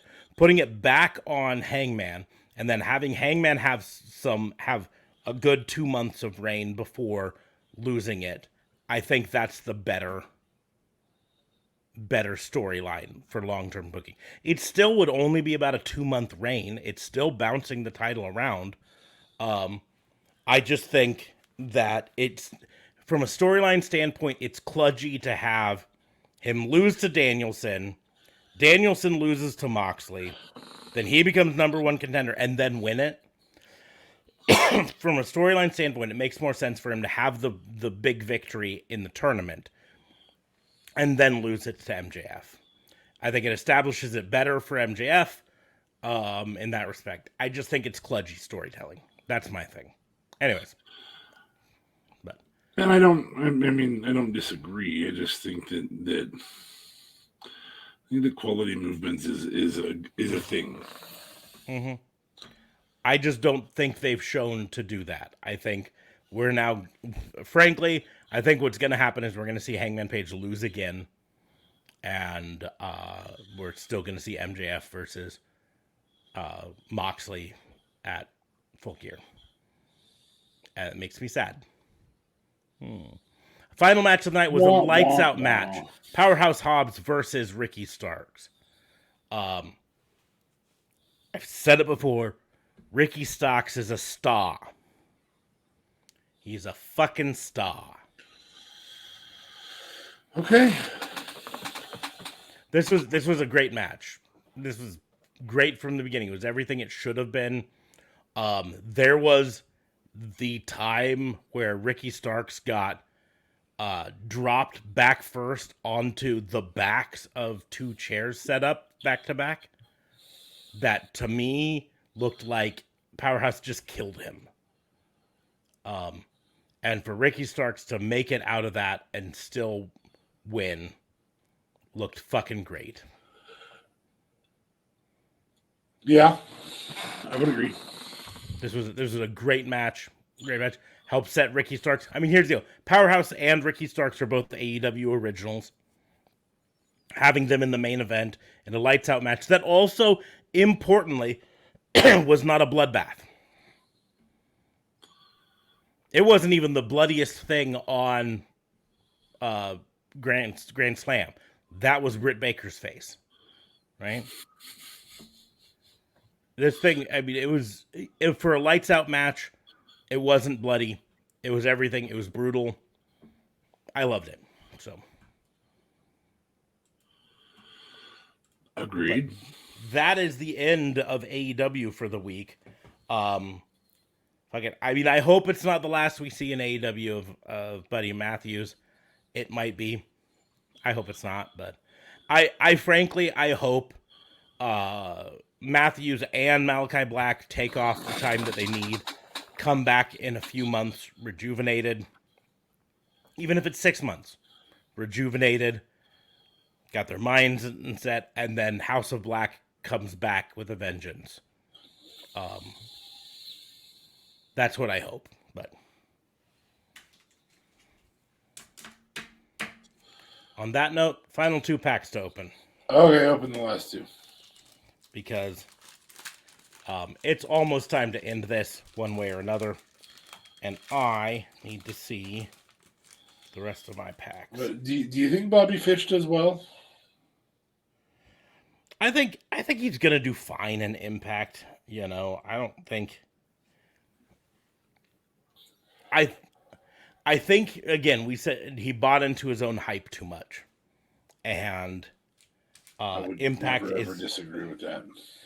Impact is unfortunately probably the best place for him, because if he went back to WWE without the rest of Undisputed Era, lost in the shuffle. What do you do with Bobby Fish in WWE without the rest of Undisputed Era? Boy, About the only thing yeah. you could do is, like you said, put him with Roddy Strong and have them be minions to someone else, which, frankly, I don't think uses Roddy or Bobby Fish to their best use. But what else do you do? Do you have them chase around the 24/7 championship? Well, we haven't seen that in like 3 weeks, so 3 months maybe. I don't know. So I don't think that's going to happen. I don't know what you do with him. So, okay, first,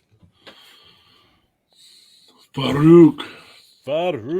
So, am I the only person on this planet that gets upset about the existence of the concept of Farouk instead of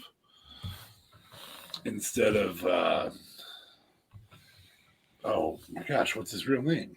Ron Simmons. Yes, Ron Simmons.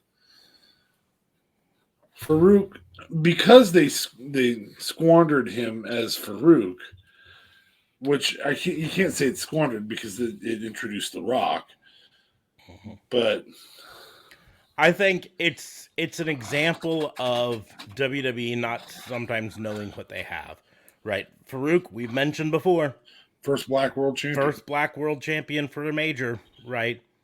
Should have come into WWE at that time and been a big star. Instead, was temporarily presented as a big star alongside Sonny. Mm-hmm. And then fucked off to a gimmick based on race, and then eventually was able to come back from it and become Ron Simmons. Yeah. You know, in the Acolytes and whatever. But I don't know. It's just an interesting card to have pulled. A card of Michael Cole. Well, he is undefeated at WrestleMania. Mm-hmm. A handy rookie card to have pulled. Ooh. Newest member of the Bloodline. And that's an actual rookie? Mm-hmm. They have a marked RC rookie card. And then I think this is technically a silver, or maybe it's prismatic, I guess. EO with her old spelling, because, you know, of course, they can't do her new spelling. They didn't have time to do that. EO Sky. Last pack of this. Oh, I'm getting a little bit closer with the Bloodline. Ooh. Boy, if you have a Roman and was that Jay that you just had? That was Jimmy. So I need Jay and Roman, and then Sammy. Well, that would only be an honorary card. So, interesting. Printed on tissue paper. Interesting card to have pulled here. You have duplicates. It is not actually a duplicate, though. It's important to note, because the first one was one of the hollow ones. So you have yep, they're indeed different. I mean, it's the same pose, the same card, but this one has the orange hollow to it. But why I say it's really interesting to have pulled that one is my last two cards from this pack. God, my eye's itching. Sorry. My last two cards really? are Rikishi. In the same pack? In the same pack. Back to back. Yeah, other than the podcast, I wonder if they have That's proofs. fucking crazy. And they're both the orange hollows. It's fucking crazy. It's knuckin' futz. That's what that is. But so aside from pulling Lawler and Dominic, You're fairly pleased. and fucking Omos, it wasn't the worst overall. Now next time we'll see if this one can best it. The one I'm hoping to pull, right there in the middle, Cody. the roller coaster. Roller coaster. Jeez. You're so weird sometimes. Hey, MJF created that phrase. I'm just quoting him. But anyways, we've gone for over 2 hours. We've talked a shit ton of wrestling. We've given my opinions, given your opinions on shit that's made wrestling headlines this week. And we will be back in a couple days with a fantasy booking challenge. So, if you liked this, make sure to give us a like, share, and subscribe. Especially on Twitch, where it airs live. If you are a Prime member, you get a free subscription every month. Toss that our way. Free. Doesn't cost you a thing. Helps us out greatly. Also, we've got our merch store. We've actually got two right now. The Stream Elements merch store and the Spreadshirt merch store. Either one of those has merch up. Nice thing with the Stream Elements one, if you buy it while we're alive, it pops up on screen that you bought. And we get to say, woo, woo, woo. Also, fun thing about having both available is there's more selection. So if you go to one, go to the other. Yep. There are things that are exclusive to each individual store. So, Yep. Including the Sasha Bear, which the Sasha Bear. If she would please hurry up and come back, then we can know that we can send her a Sasha Bear. Sasha Bear. But yeah, make sure to check out our merch store. Again, subscribe to us. If you're listening to this or watching this on the replay, these do go up on YouTube after a certain amount of time. They do go up on our regular podcast page after a certain amount of time. So you can still do it there, but I highly recommend you head on over to twitch.tv/RawandOrderWBU and follow us there. So you get notified when we go live and you can be here for our live stream, talk to us, interact with us during that. I miss Fernando. I do miss Fernando. Stupid Fernando couldn't figure out how to do the stupid Twitch. Anyways, if you want to follow us on the social medias, you can follow me at Raw and Order WBU, like it shows right down there. That's on Twitch, that's on on Twitter, on TikTok, on Instagram, but not on Facebook, where it's at Pissant Podcast, because Facebook is weird. You can follow D.A. Fabe at D.A. Vincent K. Fabe right there on the Twitter only. Mm-hmm. And the links to that is all going to be in the channel description, all that stuff. The also known as the doobly-doos for us. Doobly-doos. It's just not right underneath this video. But on that note, we're going to go ahead and close the book on the Wrestling Booking Unit. Thank you all for listening. We will see you soon. Wow, wow, wow, wow. Oh.